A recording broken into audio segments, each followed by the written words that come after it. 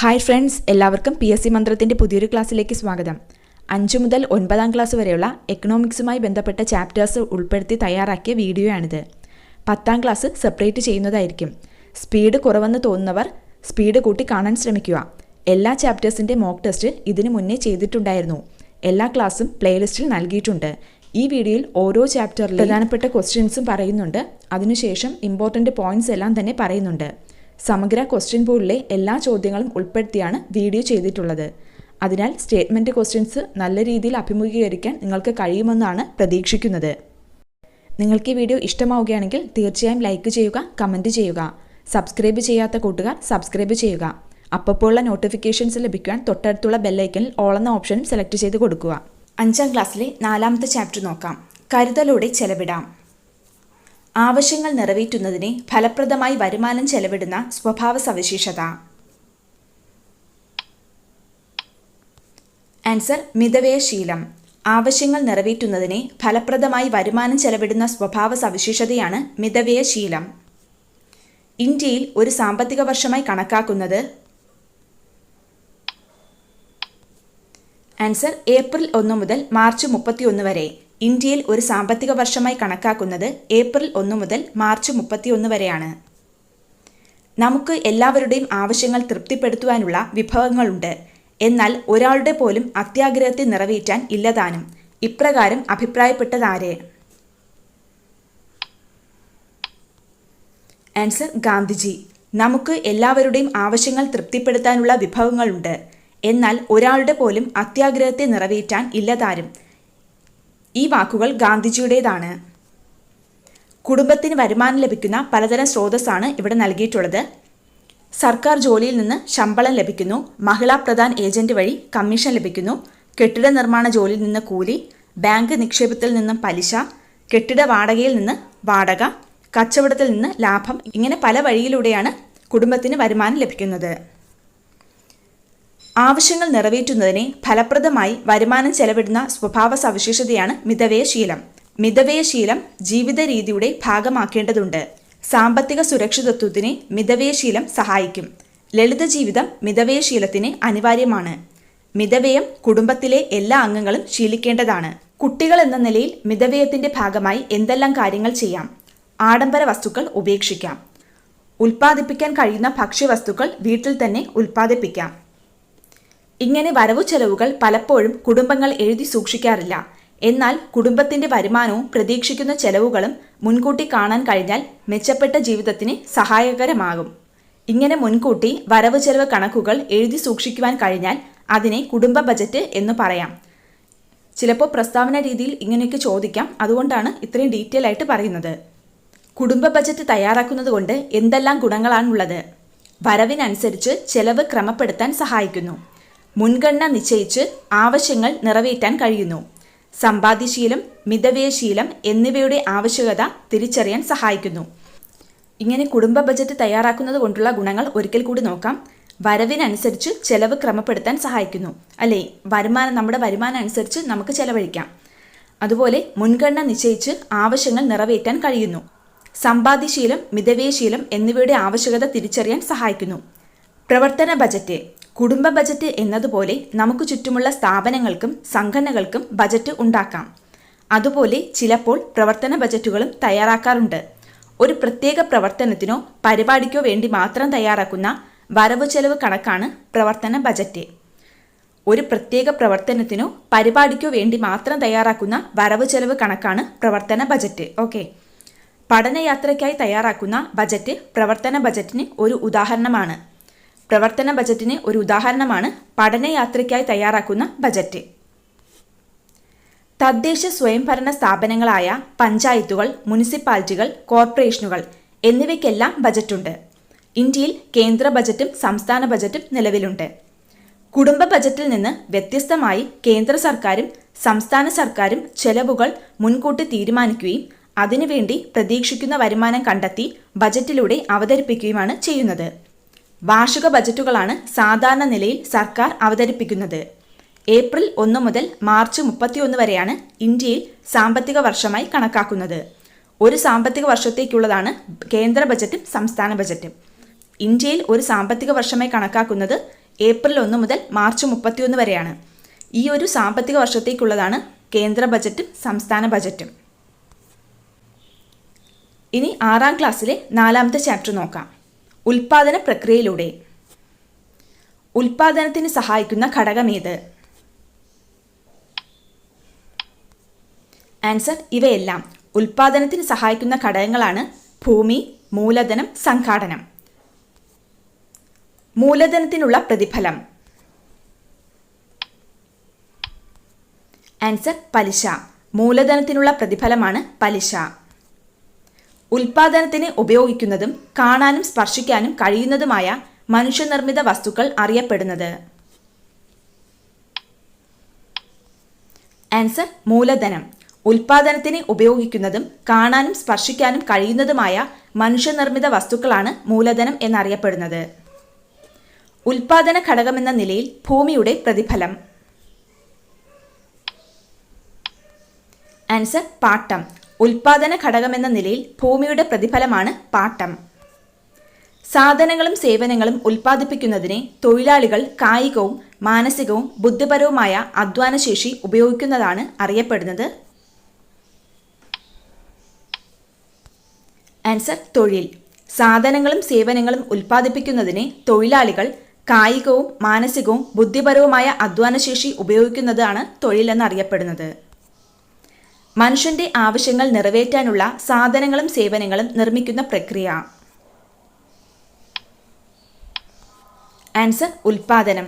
മനുഷ്യന്റെ ആവശ്യങ്ങൾ നിറവേറ്റാനുള്ള സാധനങ്ങളും സേവനങ്ങളും നിർമ്മിക്കുന്ന പ്രക്രിയയാണ് ഉൽപാദനം. യന്ത്രങ്ങൾ, വാഹനങ്ങൾ എന്നിവ ഏത് ഉൽപാദന ഘടകത്തിൽ ഉൾപ്പെടുന്നു? ആൻസർ മൂലധനം. യന്ത്രങ്ങൾ, വാഹനങ്ങൾ എന്നിവ ഉൾപ്പെടുന്ന ഉൽപാദന ഘടകം മൂലധനമാണ്. ഉൽപാദന ഘടകങ്ങളായ ഭൂമി, തൊഴിൽ, മൂലധനം എന്നിവ കൂട്ടിയോജിപ്പിക്കലാണ്? ആൻസർ സംഘാടനം. ഉൽപാദന ഘടകങ്ങളായ ഭൂമി, തൊഴിൽ, മൂലധനം എന്നിവ കൂട്ടിയോജിപ്പിക്കലാണ് സംഘാടനം എന്നറിയപ്പെടുന്നത്. സംഘാടനത്തിനുള്ള പ്രതിഫലം? ആൻസർ ലാഭം. സംഘാടനത്തിനുള്ള പ്രതിഫലമാണ് ലാഭം. ഉൽപാദന ഘടകങ്ങൾക്കുള്ള പ്രതിഫലം?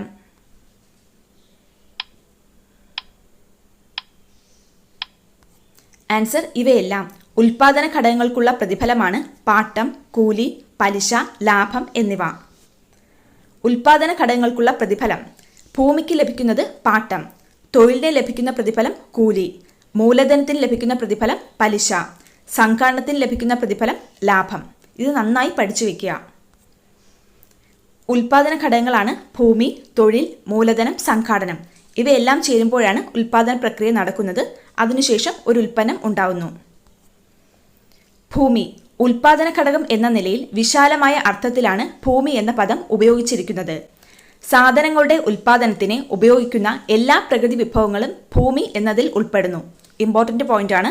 സാധനങ്ങളുടെ ഉൽപാദനത്തിന് ഉപയോഗിക്കുന്ന എല്ലാ പ്രകൃതി വിഭവങ്ങളും ഭൂമി എന്ന കാറ്റഗറിയിലാണ് ഉൾപ്പെടുന്നത്. ഭൗമ ഉപരിതലത്തിലെയും ഭൗമാന്തരീക്ഷത്തിലെയും ഭൗമാന്തർഭാഗത്തെയും എല്ലാ പ്രകൃതി വിഭവങ്ങളും ഉൽപാദന ഘടകമായ ഭൂമി എന്നതിൽ പരിഗണിക്കും. അപ്പോൾ ഉൽപാദന ഘടകമെന്ന നിലയിൽ ഭൂമിയിൽ ഏതൊക്കെ പ്രകൃതി വിഭവങ്ങൾ ഉൾപ്പെടുന്നു? മണ്ണ്, ജലം, വനങ്ങൾ, വായു, കൽക്കരി ഇവയെല്ലാം തന്നെ ഭൂമി എന്ന കാറ്റഗറിയിലാണ് ഉൾപ്പെടുന്നത്. വിജ്ഞാന മൂലധനം. നാം ഇന്ന് ജീവിക്കുന്നത് വിജ്ഞാന സമൂഹത്തിലാണ്. വിവരസാങ്കേതിക വിദ്യയും വിജ്ഞാനവും ഉൽപാദനത്തിൽ കാര്യമായ പങ്കാണ് വഹിക്കുന്നത്. വിജ്ഞാന മൂലധനം ആർജിക്കാനുള്ള ശ്രമമാണ് ഇന്ന് ലോകവ്യാപകമായി നടക്കുന്നത്. മൂലധനത്തിൻ്റെ സവിശേഷതകൾ നോക്കാം. മൂലധനം മറ്റ് എല്ലാ ഉൽപാദന ഘടകങ്ങളെയും സഹായിക്കുന്നു. മൂലധനം തൊഴിലാളികളുടെ ഉൽപ്പന്ന നിർമ്മാണത്തിനുള്ള ശേഷി വർദ്ധിപ്പിക്കുന്നു. മൂലധനം ചലനാത്മകമാണ്. വളരെ ഇമ്പോർട്ടൻ്റ് ആണ് ഈ മൂലധനത്തിൻ്റെ സവിശേഷതകൾ. ഇതെല്ലാം തന്നെ ഈ പോയിന്റ്സ് എല്ലാം സ്റ്റേറ്റ്മെൻറ്റ് രൂപത്തിൽ ചോദിക്കാം. അതുകൊണ്ട് നന്നായി പഠിക്കണം. മൂലധനം മറ്റ് എല്ലാ ഉൽപാദന ഘടകങ്ങളെയും സഹായിക്കുന്നു. മൂലധനം തൊഴിലാളികളുടെ ഉൽപ്പന്ന നിർമ്മാണത്തിനുള്ള ശേഷി വർദ്ധിപ്പിക്കുന്നു. മൂലധനം ചലനാത്മകമാണ്. എല്ലാ ഉൽപാദന ഘടകങ്ങളെപ്പോലെ മൂലധനത്തിനും പ്രതിഫലം ലഭിക്കുന്നുണ്ട്. മൂലധനത്തിനുള്ള പ്രതിഫലമാണ് പലിശ. ഓക്കെ. ഉൽപാദന ഘടകങ്ങളായ ഭൂമി, തൊഴിൽ, മൂലധനം എന്നിവ കൂട്ടിയോജിപ്പിക്കലാണ് സംഘാടനം. സംഘാടനം നടത്തുന്ന വ്യക്തി സംഘാടകൻ അല്ലെങ്കിൽ സംരംഭകൻ എന്നറിയപ്പെടുന്നു. സംഘാടനം നടത്തുന്ന വ്യക്തി അറിയപ്പെടുന്നത് സംഘാടകൻ അല്ലെങ്കിൽ സംരംഭകൻ എന്നറിയപ്പെടുന്നു. സാമ്പത്തിക പ്രവർത്തനങ്ങളുടെ ചാക്രിക പ്രവാഹം. ഇവിടെ ഉൽപ്പന്നങ്ങൾ ഉൽപ്പാദിപ്പിക്കുന്നത് ഉൽപ്പാദന യൂണിറ്റും ഉൽപ്പാദിപ്പിക്കുന്ന ഉൽപ്പന്നങ്ങൾ ഉപയോഗിക്കുന്നത് ഗാർഹിക യൂണിറ്റുമാണ്. അതായത് ഉൽപ്പന്നങ്ങൾ ഉൽപ്പാദിപ്പിക്കുന്നത് ഉൽപ്പാദന യൂണിറ്റ്, ഈ ഉൽപ്പാദിപ്പിക്കുന്ന ഉൽപ്പന്നങ്ങൾ ഉപയോഗിക്കുന്നത് ഗാർഹിക യൂണിറ്റാണ്.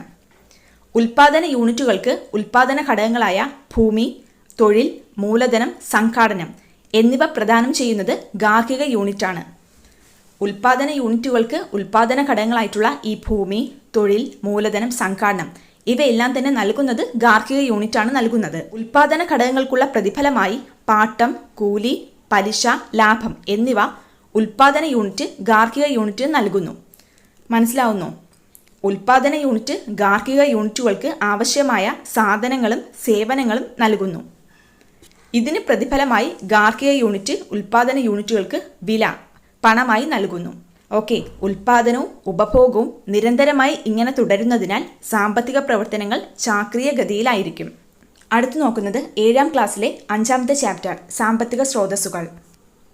സ്കൂളിലെ ഓരോ കുട്ടിയും സംബന്ധിക്കുന്ന എല്ലാ വിവരങ്ങളും ശേഖരിച്ച് രേഖപ്പെടുത്തുന്നതിനായി നടപ്പിലാക്കിയ പദ്ധതി.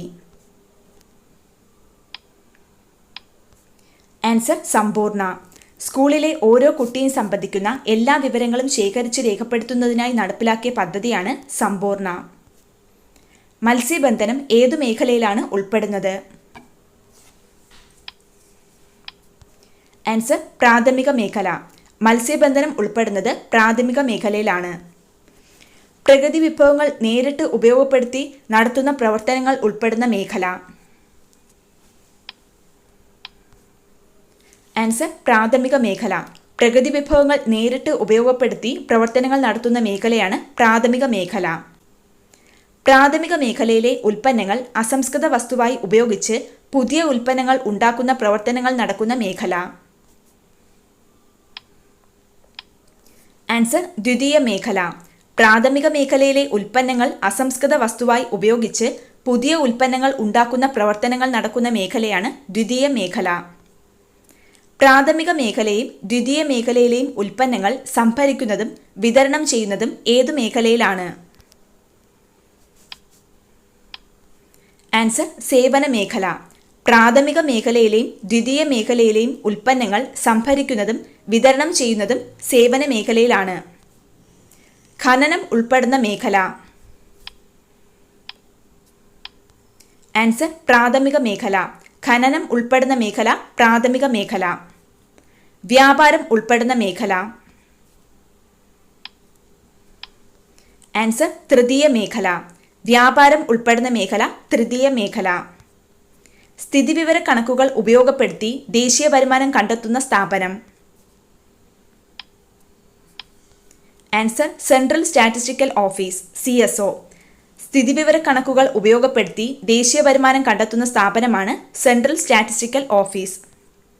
ഏറ്റവും കൂടുതൽ തൊഴിലവസരങ്ങൾ ലഭ്യമാകുന്ന മേഖല. ആൻസർ പ്രാഥമിക മേഖല. ഏറ്റവും കൂടുതൽ തൊഴിലവസരങ്ങൾ ലഭ്യമാകുന്ന മേഖലയാണ് പ്രാഥമിക മേഖല. 2011-2012 സാമ്പത്തിക സർവേ പ്രകാരം ഇന്ത്യയിൽ ഏറ്റവും കൂടുതൽ ദാരിദ്ര്യം അനുഭവിക്കുന്ന സംസ്ഥാനം. ആൻസർ ബീഹാർ. 2011-2012 സാമ്പത്തിക സർവേ പ്രകാരം ഇന്ത്യയിൽ ഏറ്റവും കൂടുതൽ ദാരിദ്ര്യം അനുഭവിക്കുന്ന സംസ്ഥാനം ബീഹാർ. 2011-12 സാമ്പത്തിക സർവേ പ്രകാരം ഇന്ത്യയിൽ ദാരിദ്ര്യം ഏറ്റവും കുറവുള്ള സംസ്ഥാനം. ആൻസർ ഹിമാചൽ പ്രദേശ്. 2011-12 സാമ്പത്തിക സർവേ പ്രകാരം ഇന്ത്യയിൽ ദാരിദ്ര്യം ഏറ്റവും കുറവുള്ള സംസ്ഥാനമാണ് ഹിമാചൽ പ്രദേശ്. സോഫ്റ്റ്വെയർ നിർമ്മാണം ഏതു മേഖലയിലാണ് ഉൾപ്പെടുന്നത്? ആൻസർ സേവന മേഖല. സോഫ്റ്റ്വെയർ നിർമ്മാണം ഉൾപ്പെടുന്ന മേഖല സേവന മേഖല. സ്വർണ ജയന്തി ഷഹാരി റോസ്ഗാർ യോജന എന്നത് സർക്കാർ തലത്തിൽ നടപ്പിലാക്കി വരുന്ന എന്തു പദ്ധതിയാണ്? ആൻസർ ദാരിദ്ര്യ നിർമ്മാർജ്ജന പദ്ധതി. സ്വർണ ജയന്തി ഷഹാരി റോസ്ഗാർ യോജന എന്നത് സർക്കാർ തലത്തിൽ നടപ്പിലാക്കി വരുന്ന ദാരിദ്ര്യ നിർമ്മാർജ്ജന പദ്ധതിയാണ്.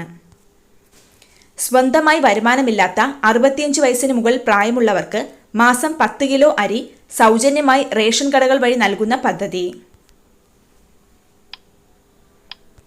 ആൻസർ അന്നപൂർണ. സ്വന്തമായി വരുമാനമില്ലാത്ത 65 വയസ്സിന് മുകളിൽ പ്രായമുള്ളവർക്ക് മാസം 10 കിലോ അരി സൗജന്യമായി റേഷൻ കടകൾ വഴി നൽകുന്ന പദ്ധതിയാണ് അന്നപൂർണ. ആസൂത്രണ കമ്മീഷന്റെ ശുപാർശ പ്രകാരം എത്ര കലോറിയിൽ താഴെ പോഷകാഹാരം ലഭിക്കുന്നവരാണ് നഗരപ്രദേശങ്ങൾ ദാരിദ്ര്യം അനുഭവിക്കുന്നത്?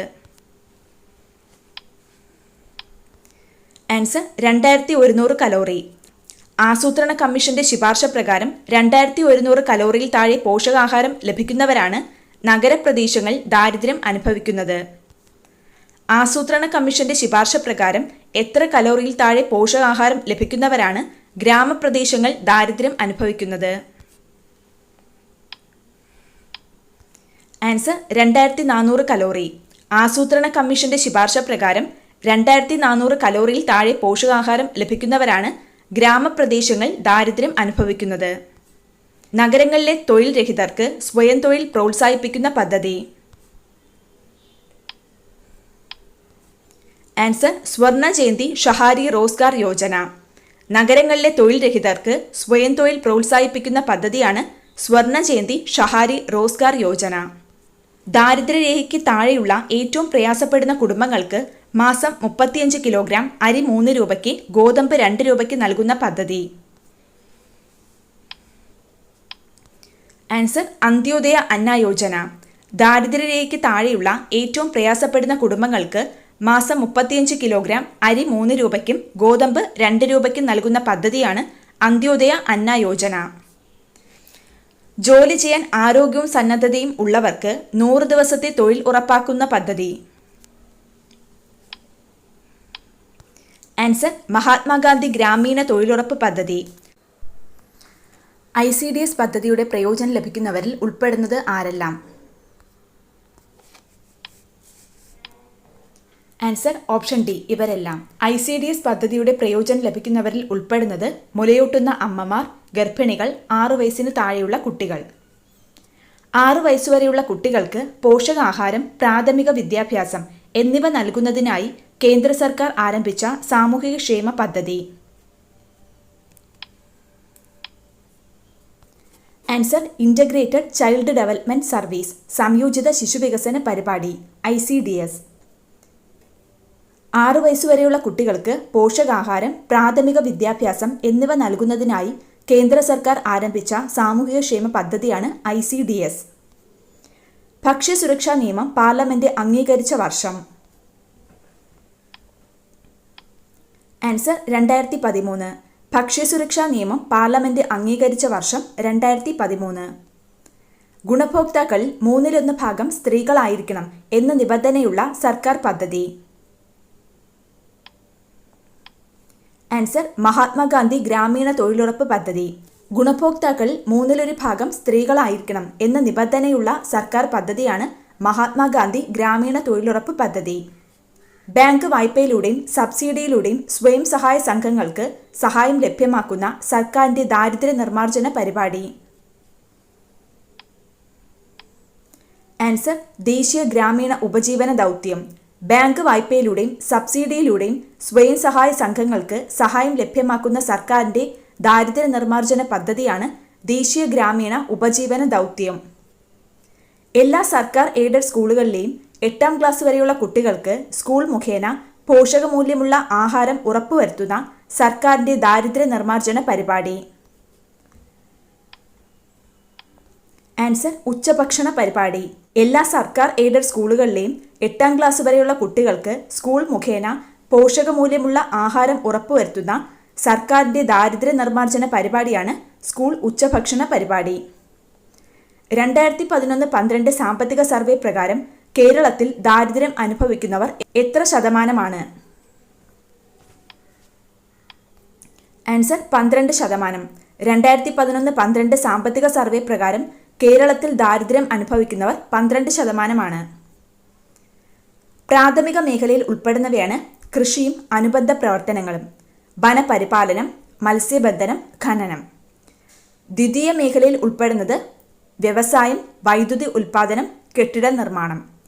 തൃതീയ മേഖലയിൽ ഉൾപ്പെടുന്നത് വ്യാപാരം, ഗതാഗതം, ഹോട്ടൽ, വാർത്താവിനിമയം, സംഭരണം, banking, insurance, business, real estate, സാമൂഹ്യ സേവന പ്രവർത്തനങ്ങൾ. ഒരിക്കൽ കൂടി നോക്കാം. പ്രാഥമിക മേഖലയിൽ ഉൾപ്പെടുന്നത് കൃഷിയും അനുബന്ധ പ്രവർത്തനങ്ങളും, വനപരിപാലനം, മത്സ്യബന്ധനം, ഖനനം.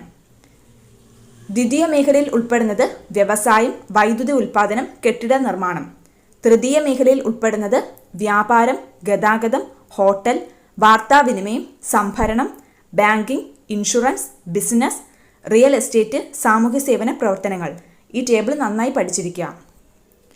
ഭക്ഷ്യോൽപാദനം. സ്വാതന്ത്ര്യം ലഭിച്ചതു മുതൽ ഇന്ത്യ പ്രാഥമിക മേഖലയുടെ വികസനത്തിനാണ് പ്രാധാന്യം നൽകിയിരുന്നത്. സ്വാതന്ത്ര്യം ലഭിച്ചതു മുതൽ ഇന്ത്യ പ്രാഥമിക മേഖലയുടെ വികസനത്തിന് പ്രാധാന്യം നൽകിയിരുന്നു. ചിലപ്പോൾ സ്റ്റേറ്റ്മെൻറ്റ് ക്വസ്റ്റ്യനായിട്ട് ചോദിക്കാം. അപ്പോൾ പ്രാഥമിക മേഖലയുടെ സ്ഥാനത്ത് ദ്വിതീയ മേഖല, തൃതീയ മേഖല എന്നൊക്കെ തരാം. ശ്രദ്ധിച്ചിരിക്കാം. ആസൂത്രണത്തോടെയുള്ള പ്രവർത്തനങ്ങൾ നമ്മുടെ ഭക്ഷ്യോൽപാദന രംഗത്ത് ധാരാളം മാറ്റങ്ങൾ ഉണ്ടാക്കി. തൊഴിലവസരങ്ങൾ വർദ്ധിക്കുക മാത്രമല്ല, ഭക്ഷ്യോൽപാദനവും ഗണ്യമായി വർദ്ധിച്ചു. ഇന്ത്യയിൽ വിവിധ കാലഘട്ടങ്ങളിൽ ഭക്ഷ്യോൽപാദന രംഗത്തുണ്ടായ മാറ്റമാണ് ഈ ഡയഗ്രത്തിൽ നൽകിയിട്ടുള്ളത്. ഈ ഡയഗ്രത്തിൽ നിന്ന് മനസ്സിലാക്കാൻ കഴിയും, ഓരോ വർഷം കഴിയുന്തോറും ഭക്ഷ്യോൽപാദനത്തിൽ ഇന്ത്യ വികസിക്കുന്നു. ഭക്ഷ്യോൽപാദനം വർദ്ധിച്ചിട്ടും ഇന്ത്യയിൽ പക്ഷേ പല പ്രദേശങ്ങളിൽ ദാരിദ്ര്യം നിലനിൽക്കുന്നുണ്ട്. ഇതിൻ്റെ കാരണങ്ങൾ എന്തൊക്കെയാണ്? വിതരണത്തിലെ അപാകത, സാധനങ്ങൾ വാങ്ങുവാനുള്ള വ്യക്തികളുടെ ശേഷിക്കുറവ്. അപ്പോൾ ഇവിടെ പറയുന്ന കാരണങ്ങൾ വിതരണത്തിലെ അപാകതയും സാധനങ്ങൾ വാങ്ങുവാനുള്ള വ്യക്തികളുടെ ശേഷിക്കുറവുമാണ്. ഭക്ഷ്യവസ്തുക്കൾ ആവശ്യക്കാർക്ക് ആവശ്യാനുസരണം ലഭ്യമാക്കുമ്പോഴാണ് ഭക്ഷ്യസുരക്ഷ സാധ്യമാകുന്നത്. എല്ലാ ജനങ്ങൾക്കും എല്ലാ കാലത്തും സജീവവും ആരോഗ്യകരവുമായ ജീവിതം നയിക്കുന്നതിന് ആവശ്യമായത്ര പോഷകപ്രധാനമായ ഭക്ഷണം ലഭിക്കുന്നതിനുള്ള ഭൗതികവും സാമ്പത്തികവുമായ പ്രാപ്തി ഉറപ്പുവരുത്തുന്ന അവസ്ഥയാണ് ഭക്ഷ്യസുരക്ഷ. ഭക്ഷ്യസുരക്ഷ എന്നാൽ എന്താണ്? എല്ലാ ജനങ്ങൾക്കും എല്ലാ കാലത്തും സജീവവും ആരോഗ്യകരവുമായ ജീവിതം നയിക്കുന്നതിന് ആവശ്യമായത്ര പോഷകപ്രധാനമായ ഭക്ഷണം ലഭിക്കുന്നതിനുള്ള ഭൗതികവും സാമ്പത്തികവുമായ പ്രാപ്തി ഉറപ്പുവരുത്തുന്ന അവസ്ഥയാണ് ഭക്ഷ്യസുരക്ഷ. ആസൂത്രണ കമ്മീഷന്റെ ശുപാർശ പ്രകാരം നഗരപ്രദേശങ്ങൾ 2100 കലോറിയിൽ താഴെ പോഷകാഹാരം ലഭിക്കുന്നവരും ഗ്രാമപ്രദേശങ്ങൾ 2400 കലോറിയിൽ താഴെ പോഷകാഹാരം ലഭിക്കുന്നവരും ദാരിദ്ര്യം അനുഭവിക്കുന്നവരാണ്. മനസ്സിലായല്ലോ? തിരിഞ്ഞു പോകരുത്. ഗ്രാമപ്രദേശങ്ങൾ 2400 കലോറി, നഗരപ്രദേശങ്ങൾ 2100 കലോറി. 2011-12 സാമ്പത്തിക സർവേ പ്രകാരം ഇന്ത്യയുടെ ദാരിദ്ര്യം 29.8%. 2011-12 സാമ്പത്തിക സർവേ പ്രകാരം ഇന്ത്യയുടെ ദാരിദ്ര്യം 29.8%. ഇതിൽ ഏറ്റവും കൂടുതൽ ബീഹാറിലാണ് 53.5%. ഏറ്റവും കുറവ് ഹിമാചൽ പ്രദേശിലാണ് 9.5%. കേരളമാണെങ്കിൽ 12%. ഭക്ഷ്യ സ്വയം പര്യാപ്തത. ഒരു രാജ്യത്തിന് ആവശ്യമായ ഭക്ഷ്യവസ്തുക്കൾ ആ രാജ്യത്ത് തന്നെ ഉൽപ്പാദിപ്പിക്കുവാൻ കഴിയുന്നുവെങ്കിൽ ആ രാജ്യം ഭക്ഷ്യോൽപാദനത്തിൽ സ്വയം പര്യാപ്തമാണെന്ന് പറയാം.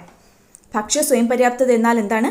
ഒരു രാജ്യത്തിന് ആവശ്യമായ ഭക്ഷ്യവസ്തുക്കൾ ആ രാജ്യത്ത് തന്നെ ഉൽപ്പാദിപ്പിക്കുവാൻ കഴിയുന്നുവെങ്കിൽ ആ രാജ്യം ഭക്ഷ്യോൽപാദനത്തിൽ സ്വയം പര്യാപ്തമാണെന്ന് പറയാം. സർക്കാരിൻ്റെ ദാരിദ്ര്യ നിർമ്മാർജ്ജനത്തിനുള്ള ചില പദ്ധതികളും പരിപാടികളുമാണ് ഇവിടെ നൽകിയിട്ടുള്ളത്. സർക്കാർ പദ്ധതികൾ: അന്നപൂർണ, അന്ത്യോദയ അന്ന യോജന, മഹാത്മാഗാന്ധി ഗ്രാമീണ തൊഴിലുറപ്പ് പദ്ധതി, സ്വർണ ജയന്തി ഷഹാരി റോസ്ഗാർ യോജന. സർക്കാർ പരിപാടികൾ: സംയോജിത ശിശുവികസന പരിപാടി, സ്കൂൾ ഉച്ചഭക്ഷണ പരിപാടി, ദേശീയ ഗ്രാമീണ ഉപജീവന ദൗത്യം. ഉച്ചഭക്ഷണ പരിപാടി എല്ലാ ഗവൺമെൻറ് എയ്ഡഡ് സ്കൂളുകളിലെയും 8ാം ക്ലാസ് വരെയുള്ള കുട്ടികൾക്ക് പ്രയോജനം ലഭിക്കുന്നതാണ് ഉച്ചഭക്ഷണ പരിപാടി. സ്കൂൾ മുഖേന പോഷകമൂല്യമുള്ള ആഹാരം ഉറപ്പുവരുത്തുന്നു. അന്നപൂർണ പദ്ധതി സ്വന്തമായി വരുമാനമില്ലാത്ത 65 വയസ്സിന് മേൽ പ്രായമുള്ളവർക്ക് പ്രയോജനം ലഭിക്കുന്ന പദ്ധതിയാണ് അന്നപൂർണ.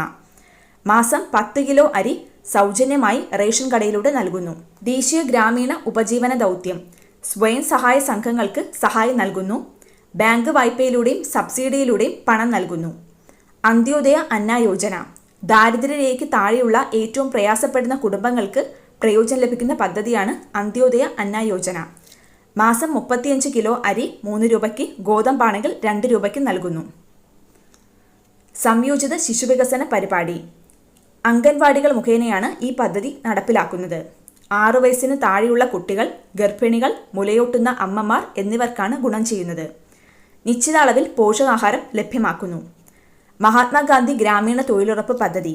ജോലി ചെയ്യാൻ ആരോഗ്യവും സന്നദ്ധതയും ഉള്ളവർക്ക് തൊഴിൽ ലഭിക്കുന്ന പദ്ധതിയാണ് മഹാത്മാഗാന്ധി ഗ്രാമീണ തൊഴിലുറപ്പ് പദ്ധതി. 100 ദിവസത്തെ തൊഴിൽ ഉറപ്പാക്കുന്ന പദ്ധതിയാണ്. 18 വയസ്സ് പൂർത്തിയായവർക്ക് രജിസ്റ്റർ ചെയ്യാം. ഗുണഭോക്താക്കൾ 1/3 സ്ത്രീകളായിരിക്കണം. ഇതൊക്കെ പഠിച്ചിരിക്കുക, ചിലപ്പോൾ സ്റ്റേറ്റ്മെന്റ് രൂപത്തിൽ ചോദിക്കാം. സ്വർണ ജയന്തി ഷഹാരി റോസ്ഗാർ യോജന നഗരങ്ങളിലെ തൊഴിൽ രഹിതർക്ക് പ്രയോജനം ലഭിക്കുന്ന പദ്ധതിയാണ്. സ്വയം തൊഴിൽ പ്രോത്സാഹിപ്പിക്കുന്നു. പൊതുവിതരണ സംവിധാനം ന്യായമായ വിലയ്ക്ക് സമൂഹത്തിൽ ആവശ്യക്കാരായവർക്ക് ഭക്ഷ്യവസ്തുക്കളും മറ്റ് നിത്യോപയോഗ വസ്തുക്കളും നൽകുവാൻ ചുമതലപ്പെട്ടതും സർക്കാർ നിയന്ത്രണത്തിലുള്ളതുമായ സ്ഥാപനങ്ങളുടെ ശൃംഖലയാണ് പൊതുവിതരണ സംവിധാനം. പൊതുവിതരണ കേന്ദ്രം അവിടെ ലഭ്യമാക്കുന്ന വസ്തുക്കളുമാണ് ഇവിടെ നൽകിയിട്ടുള്ളത്. ജസ്റ്റ് ഒന്ന് നോക്കിയിരിക്കാം. കേന്ദ്ര സ്ഥിതിവിവര പദ്ധതി നിർവഹണ മന്ത്രാലയത്തിന്റെ കീഴിൽ പ്രവർത്തിക്കുന്ന സ്ഥാപനമാണ് സെൻട്രൽ സ്റ്റാറ്റിസ്റ്റിക്കൽ ഓഫീസ്. ഇവയുടെ പ്രധാന ചുമതലകൾ സ്ഥിതിവിവര കണക്കുകളുടെ സംയോജനവും വിശകലനവും നടത്തുന്നു. എല്ലാ മേഖലകളിലെയും സ്ഥിതിവിവര കണക്കുകൾ ശേഖരിച്ച് ആസൂത്രണ പ്രവർത്തനങ്ങൾക്ക് ഉപയോഗിക്കുന്ന തരത്തിൽ ചിട്ടപ്പെടുത്തുന്നു. സ്ഥിതിവിവര കണക്കുകൾ ഉപയോഗപ്പെടുത്തി ദേശീയ വരുമാനം കണ്ടെത്തുന്നു. ശ്രദ്ധിക്കുക, സ്ഥിതിവിവര കണക്കുകളുടെ സംയോജനവും വിശകലനവും നടത്തുന്നു.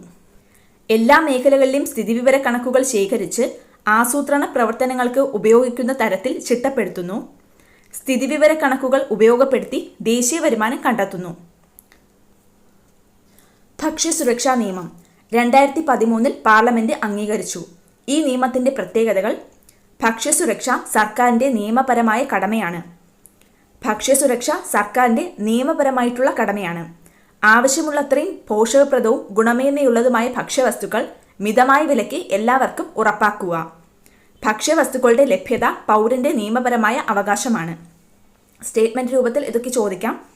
ഭക്ഷ്യസുരക്ഷ സർക്കാരിന്റെ നിയമപരമായ കടമയാണ്.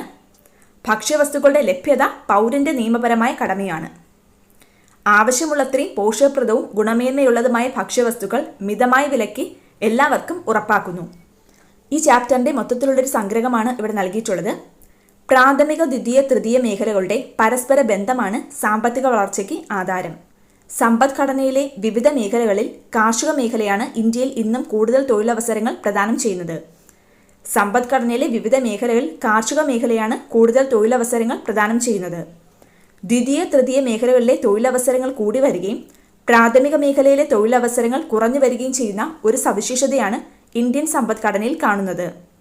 ഭക്ഷ്യോൽപാദനം കൂടിയിട്ടും ഭക്ഷ്യസുരക്ഷ എന്ന ലക്ഷ്യം നേടുവാൻ ഇനിയും ഇന്ത്യക്ക് മുന്നോട്ടു പോകേണ്ടതുണ്ട്. ശക്തമായ ഒരു പൊതുവിതരണ സമ്പ്രദായവും സർക്കാരുകളുടെ ക്ഷേമ പ്രവർത്തനങ്ങളും ഭക്ഷ്യസുരക്ഷ എന്ന ലക്ഷ്യത്തിൽ എത്തുവാൻ സഹായകമാകുന്നു. അടുത്തു നോക്കുന്നത് 8ാം ക്ലാസ്സിലെ 7ാമത്തെ ചാപ്റ്ററാണ്, സമ്പദ് ശാസ്ത്ര ചിന്തകൾ. ആധുനിക സാമ്പത്തിക ശാസ്ത്രത്തിന്റെ പിതാവ്. Answer Adam Smith. ആധുനിക സാമ്പത്തിക ശാസ്ത്രത്തിന്റെ പിതാവാണ് ആദം സ്മിത്ത്. സാമ്പത്തിക ശാസ്ത്രത്തിന് വ്യക്തമായ അടിത്തറ നൽകിയ സാമ്പത്തിക ശാസ്ത്രജ്ഞൻ.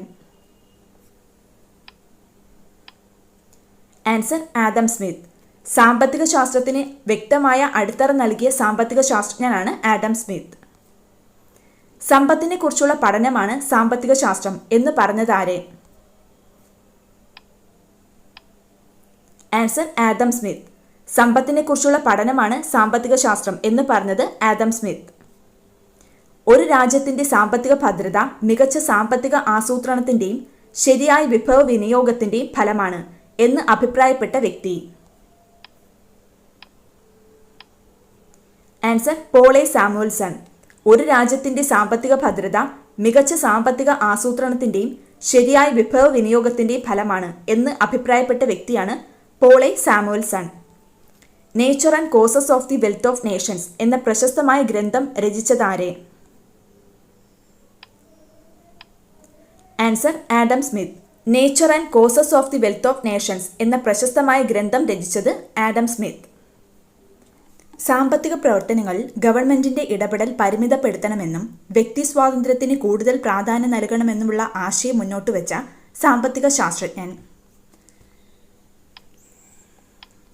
Answer Adam Smith. സാമ്പത്തിക പ്രവർത്തനങ്ങളിൽ ഗവൺമെന്റിന്റെ ഇടപെടൽ പരിമിതപ്പെടുത്തണമെന്നും വ്യക്തി സ്വാതന്ത്ര്യത്തിന് കൂടുതൽ പ്രാധാന്യം നൽകണമെന്നുമുള്ള ആശയം മുന്നോട്ട് വെച്ച സാമ്പത്തിക ശാസ്ത്രജ്ഞനാണ് ആഡം സ്മിത്ത്. ട്രസ്റ്റിഷിപ്പ് എന്ന ആശയം ഇന്ത്യയിൽ അവതരിപ്പിച്ച വ്യക്തി? ആൻസർ ഗാന്ധിജി. ട്രസ്റ്റിഷിപ്പ് എന്ന ആശയം ഇന്ത്യയിൽ അവതരിപ്പിച്ച വ്യക്തിയാണ് ഗാന്ധിജി. മഹാത്മാഗാന്ധിയുടെ ആദ്യ പുസ്തകം? ആൻസർ ഹിന്ദു സ്വരാജ്. മഹാത്മാഗാന്ധിയുടെ ആദ്യ പുസ്തകമാണ് ഹിന്ദു സ്വരാജ്. ഹിന്ദു സ്വരാജ് പ്രസിദ്ധീകരിച്ചത് 1909 ലേസേ ഫെയർ സിദ്ധാന്തം മുന്നോട്ട് വെച്ച സാമ്പത്തിക ശാസ്ത്രജ്ഞൻ? Answer Adam Smith. Laissez faire സിദ്ധാന്തം മുന്നോട്ട് വെച്ച സാമ്പത്തിക ശാസ്ത്രജ്ഞനാണ് ആഡം സ്മിത്ത്. സാമ്പത്തിക ശാസ്ത്ര തത്വങ്ങൾ എന്ന പുസ്തകത്തിന്റെ രചയിതാവ്? Answer Alfred marshal. സാമ്പത്തിക ശാസ്ത്ര തത്വങ്ങൾ എന്ന പുസ്തകത്തിന്റെ രചയിതാവാണ് ആൽഫ്രഡ് മാർഷൽ. ഗാന്ധിജിയുടെ സാമ്പത്തിക ശാസ്ത്ര ആശയങ്ങൾ ഉൾക്കൊള്ളുന്ന പുസ്തകം? ആൻസർ ഹിന്ദു സ്വരാജ്. ഗാന്ധിജിയുടെ സാമ്പത്തിക ശാസ്ത്ര ആശയങ്ങൾ ഉൾക്കൊള്ളുന്ന പുസ്തകമാണ് ഹിന്ദു സ്വരാജ്. ഉൽപാദന പ്രക്രിയയിൽ ഏതു ഘടകത്തിനാണ് കാൾ മാർക്സ് പ്രാധാന്യം നൽകിയത്? ആൻസർ തൊഴിലിനും തൊഴിലാളികൾക്കും. ഉൽപാദന പ്രക്രിയയിൽ തൊഴിലിനും തൊഴിലാളികൾക്കുമാണ് കാൾ മാർക്സ് പ്രാധാന്യം നൽകിയത്. മൂലധനം എന്ന കൃതി രചിച്ചതാര്?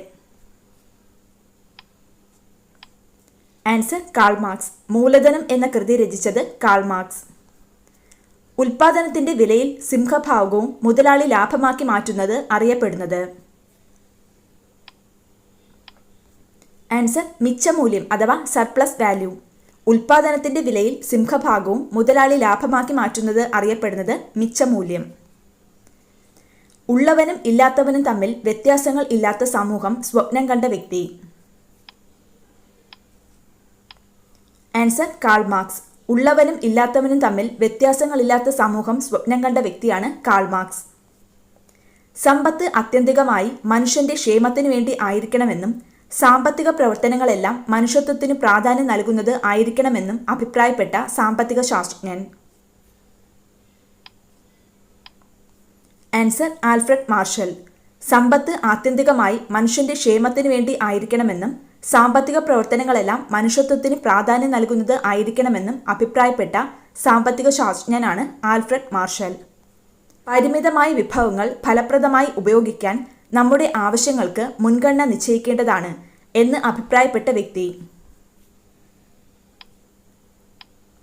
Answer Lionel Robbins. പരിമിതമായ വിഭവങ്ങൾ ഫലപ്രദമായി ഉപയോഗിക്കാൻ നമ്മുടെ ആവശ്യങ്ങൾക്ക് മുൻഗണന നിശ്ചയിക്കേണ്ടതാണ്. ഇങ്ങനെ അഭിപ്രായപ്പെട്ട വ്യക്തിയാണ് ലയണൽ റോബിൻസ്. ട്രസ്റ്റിഷിപ്പ് എന്നതിലൂടെ ഗാന്ധിജി ലക്ഷ്യമിട്ടതെന്താണ്? സത്യത്തിലും അഹിംസയിലും അധിഷ്ഠിതമായ സമ്പദ് വ്യവസ്ഥ. തെറ്റരുത്, സത്യത്തിലും അഹിംസയിലും അധിഷ്ഠിതമായ സമ്പദ് വ്യവസ്ഥയാണ് ട്രസ്റ്റിഷിപ്പ് എന്നതിലൂടെ ഗാന്ധിജി ലക്ഷ്യമിട്ടത്. അർത്ഥശാസ്ത്രം രചിച്ചതാര്? ആൻസർ ചാണക്യൻ. അർത്ഥശാസ്ത്രം രചിച്ചത് ചാണക്യൻ. ചോർച്ചാ സിദ്ധാന്തത്തിന്റെ ഉപജ്ഞാതാവ്? ആൻസർ ദാദാഭായ് നവറോജി. ചോർച്ചാ സിദ്ധാന്തത്തിന്റെ ഉപജ്ഞാതാവാണ് ദാദാഭായ് നവറോജി. ഇന്ത്യക്ക് ആവശ്യം മൂലധനം ഏതാനും പേരിൽ കേന്ദ്രീകരിക്കലല്ല. 1900 മൈൽ നീളവും 1500 മൈൽ വീതിയുമുള്ള ഈ ഭൂഖണ്ഡത്തിലെ 7.5 ലക്ഷം ഗ്രാമങ്ങൾക്ക് എളുപ്പത്തിൽ ലഭിക്കാവുന്ന വിധത്തിൽ വിതരണം ചെയ്യലാണ്. ആരുടെ വാക്കുകളാണിത്? ആൻസർ ഗാന്ധിജി.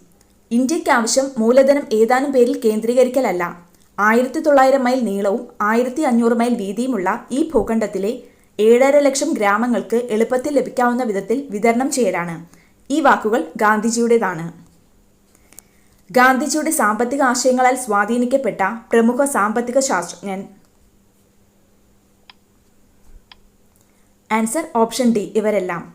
ജെ.സി. കുമരപ്പ, ശ്രീമൻ നാരായൺ, ധരംപാൽ എന്നീ സാമ്പത്തിക ശാസ്ത്രജ്ഞർ എല്ലാം തന്നെ ഗാന്ധിജിയുടെ സാമ്പത്തിക ആശയങ്ങൾ സ്വാധീനിക്കപ്പെട്ടവരാണ്. ഗാന്ധിജിയുടെ സാമ്പത്തിക ആശയങ്ങളാൽ സ്വാധീനിക്കപ്പെട്ട പ്രമുഖ സാമ്പത്തിക ശാസ്ത്രജ്ഞരാണ് ജെ.സി. കുമരപ്പ, ശ്രീമൻ നാരായൺ, ധരംപാൽ. അമർത്യ സെന്നിന് സാമ്പത്തിക ശാസ്ത്രജ്ഞനുള്ള നോബൽ സമ്മാനം ലഭിച്ച വർഷം? ആൻസർ 1998. അമർത്യ സെന്നിന് സാമ്പത്തിക ശാസ്ത്രത്തിനുള്ള നോബൽ സമ്മാനം ലഭിച്ച വർഷം 1998. മനുഷ്യൻ തൻ്റെ ആവശ്യങ്ങൾ പൂർത്തീകരിക്കുന്നത് സാധനങ്ങളുടെയും സേവനങ്ങളുടെയും ഉപഭോഗത്തിലൂടെയാണ്. ഉൽപാദന പ്രക്രിയയിൽ പങ്കെടുക്കുന്നത് മൂലം ലഭിക്കുന്ന പ്രതിഫലമാണ് ഉപഭോഗത്തിനു വേണ്ടി ചെലവഴിക്കുന്നത്. അതിനാൽ ഉൽപാദനം, വിതരണം, ഉൽപ്പന്നങ്ങളുടെയും സേവനങ്ങളുടെയും ഉപഭോഗം എന്നിവ പരസ്പരം ബന്ധപ്പെട്ടിരിക്കുന്നു. വിവിധ സാമ്പത്തിക പ്രവർത്തനങ്ങളും ഉൽപാദനം, വിതരണം, ഉപഭോഗം എന്നിവയും പഠനവിധേയമാക്കുന്ന ശാസ്ത്രശാഖയാണ് സാമ്പത്തിക ശാസ്ത്രം. സാമ്പത്തിക ശാസ്ത്രം എന്താണ്? വിവിധ സാമ്പത്തിക പ്രവർത്തനങ്ങളും ഉൽപാദനം, വിതരണം, ഉപഭോഗം എന്നിവയും പഠനവിധേയമാക്കുന്ന ശാസ്ത്രശാഖയാണ് സാമ്പത്തിക ശാസ്ത്രം. സാമ്പത്തിക പ്രവർത്തനങ്ങളിൽ ഗവൺമെന്റിന്റെ ഇടപെടൽ പരിമിതപ്പെടുത്തണമെന്നും വ്യക്തി സ്വാതന്ത്ര്യത്തിന് കൂടുതൽ പ്രാധാന്യം നൽകണമെന്നുള്ള ആശയമാണ് ആഡം സ്മിത്ത് മുന്നോട്ട് വെച്ചത്. ഇതാണ് ലേസേ ഫെയർ സിദ്ധാന്തം എന്നറിയപ്പെടുന്നത്. സാമ്പത്തിക പ്രവർത്തനങ്ങളിൽ ഗവൺമെന്റിന്റെ ഇടപെടൽ പരിമിതപ്പെടുത്തണമെന്നും വ്യക്തി സ്വാതന്ത്ര്യത്തിന് കൂടുതൽ പ്രാധാന്യം നൽകണമെന്നുള്ള ആശയമാണ് ലേസേ ഫെയർ സിദ്ധാന്തം. ഇവിടെ ഒരു ടേബിൾ നൽകിയിട്ടുണ്ട്, ചിന്തകരും അവരുടെ അടിസ്ഥാന ആശയവും. ആഡം സ്മിത്ത് സമ്പത്തിനെക്കുറിച്ചുള്ള പഠനം. കാൾ മാർക്സ് തൊഴിലാളികൾക്ക് പ്രാധാന്യം നൽകി. ആൽഫ്രഡ് മാർഷൽ സമ്പത്ത് ആത്യന്തികമായി മനുഷ്യന്റെ ക്ഷേമത്തിന് വേണ്ടി ആയിരിക്കണമെന്ന് പറഞ്ഞു. ലേണൽ റോബിൻസ് അതിരില്ലാത്ത ആവശ്യങ്ങളും പരിമിതമായ വിഭവങ്ങളും. പോളി സാമുവൽസൺ ഒരു രാജ്യത്തിന്റെ സാമ്പത്തിക ഭദ്രത മികച്ച സാമ്പത്തിക ആസൂത്രണത്തിന്റെയും ശരിയായ വിഭവ വിനിയോഗത്തിന്റെയും ഫലമാണ്. ഓരോ ചാപ്റ്ററിലും വരുന്ന സമഗ്ര ക്വസ്റ്റ്യൻ പോലുള്ള ചോദ്യങ്ങളും ഉൾപ്പെടുത്തിയാണ് ഈ വീഡിയോ ചെയ്തിട്ടുള്ളത്. അപ്പോൾ ക്വസ്റ്റ്യൻസ് നമുക്ക് നോക്കാം. ചുവടെ നൽകിയിരിക്കുന്ന സാമ്പത്തിക ശാസ്ത്ര ചിന്തകൾ ഓരോന്നും ഏതൊക്കെ ഇന്ത്യൻ സാമ്പത്തിക ശാസ്ത്രജ്ഞരുടേതാണെന്ന് കണ്ടെത്തി എഴുതുക. ദാരിദ്ര്യം, അസമത്വം, ക്ഷാമം തുടങ്ങിയവയ്ക്ക് പഠനങ്ങളിൽ പ്രാധാന്യം നൽകി. ആൻസർ അമർത്യ സെൻ.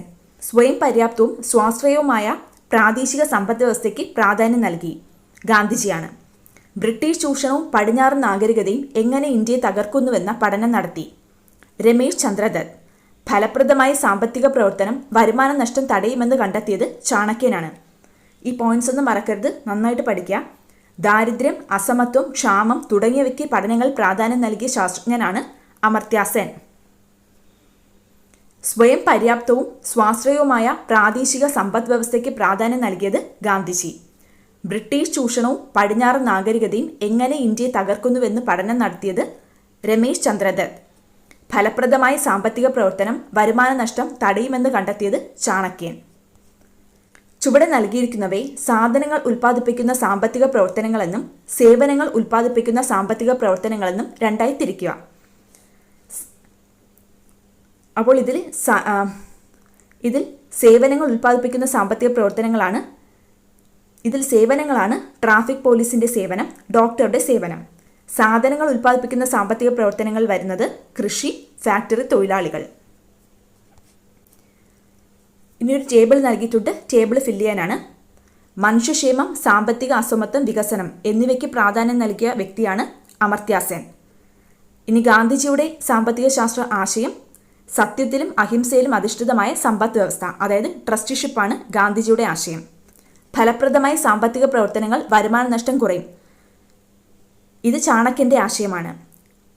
ദാദാഭായ് നവറോജിയുടെ സാമ്പത്തിക ആശയമാണ് ബ്രിട്ടീഷ് ഭവനം ഇന്ത്യയുടെ സമ്പത്ത് ചോർത്തുന്നു, അതായത് ചോർച്ചാ സിദ്ധാന്തമാണ്. ചാണക്യന്റെ അർത്ഥശാസ്ത്രം വിഭാവന ചെയ്ത സാമ്പത്തിക ശാസ്ത്ര ആശയങ്ങളേവ. സാമ്പത്തിക പ്രവർത്തനങ്ങളുടെ അഭാവം രാജ്യത്ത് നാശത്തിലേക്ക് നയിക്കും. ശരിയായ സാമ്പത്തിക നയങ്ങൾ രാജ്യത്തെ പുരോഗതിയിലേക്ക് നയിക്കും. ചാണക്യന്റെ അർത്ഥശാസ്ത്രത്തിൽ പറയുന്ന 2 പോയിന്റ്സ് ആണ്.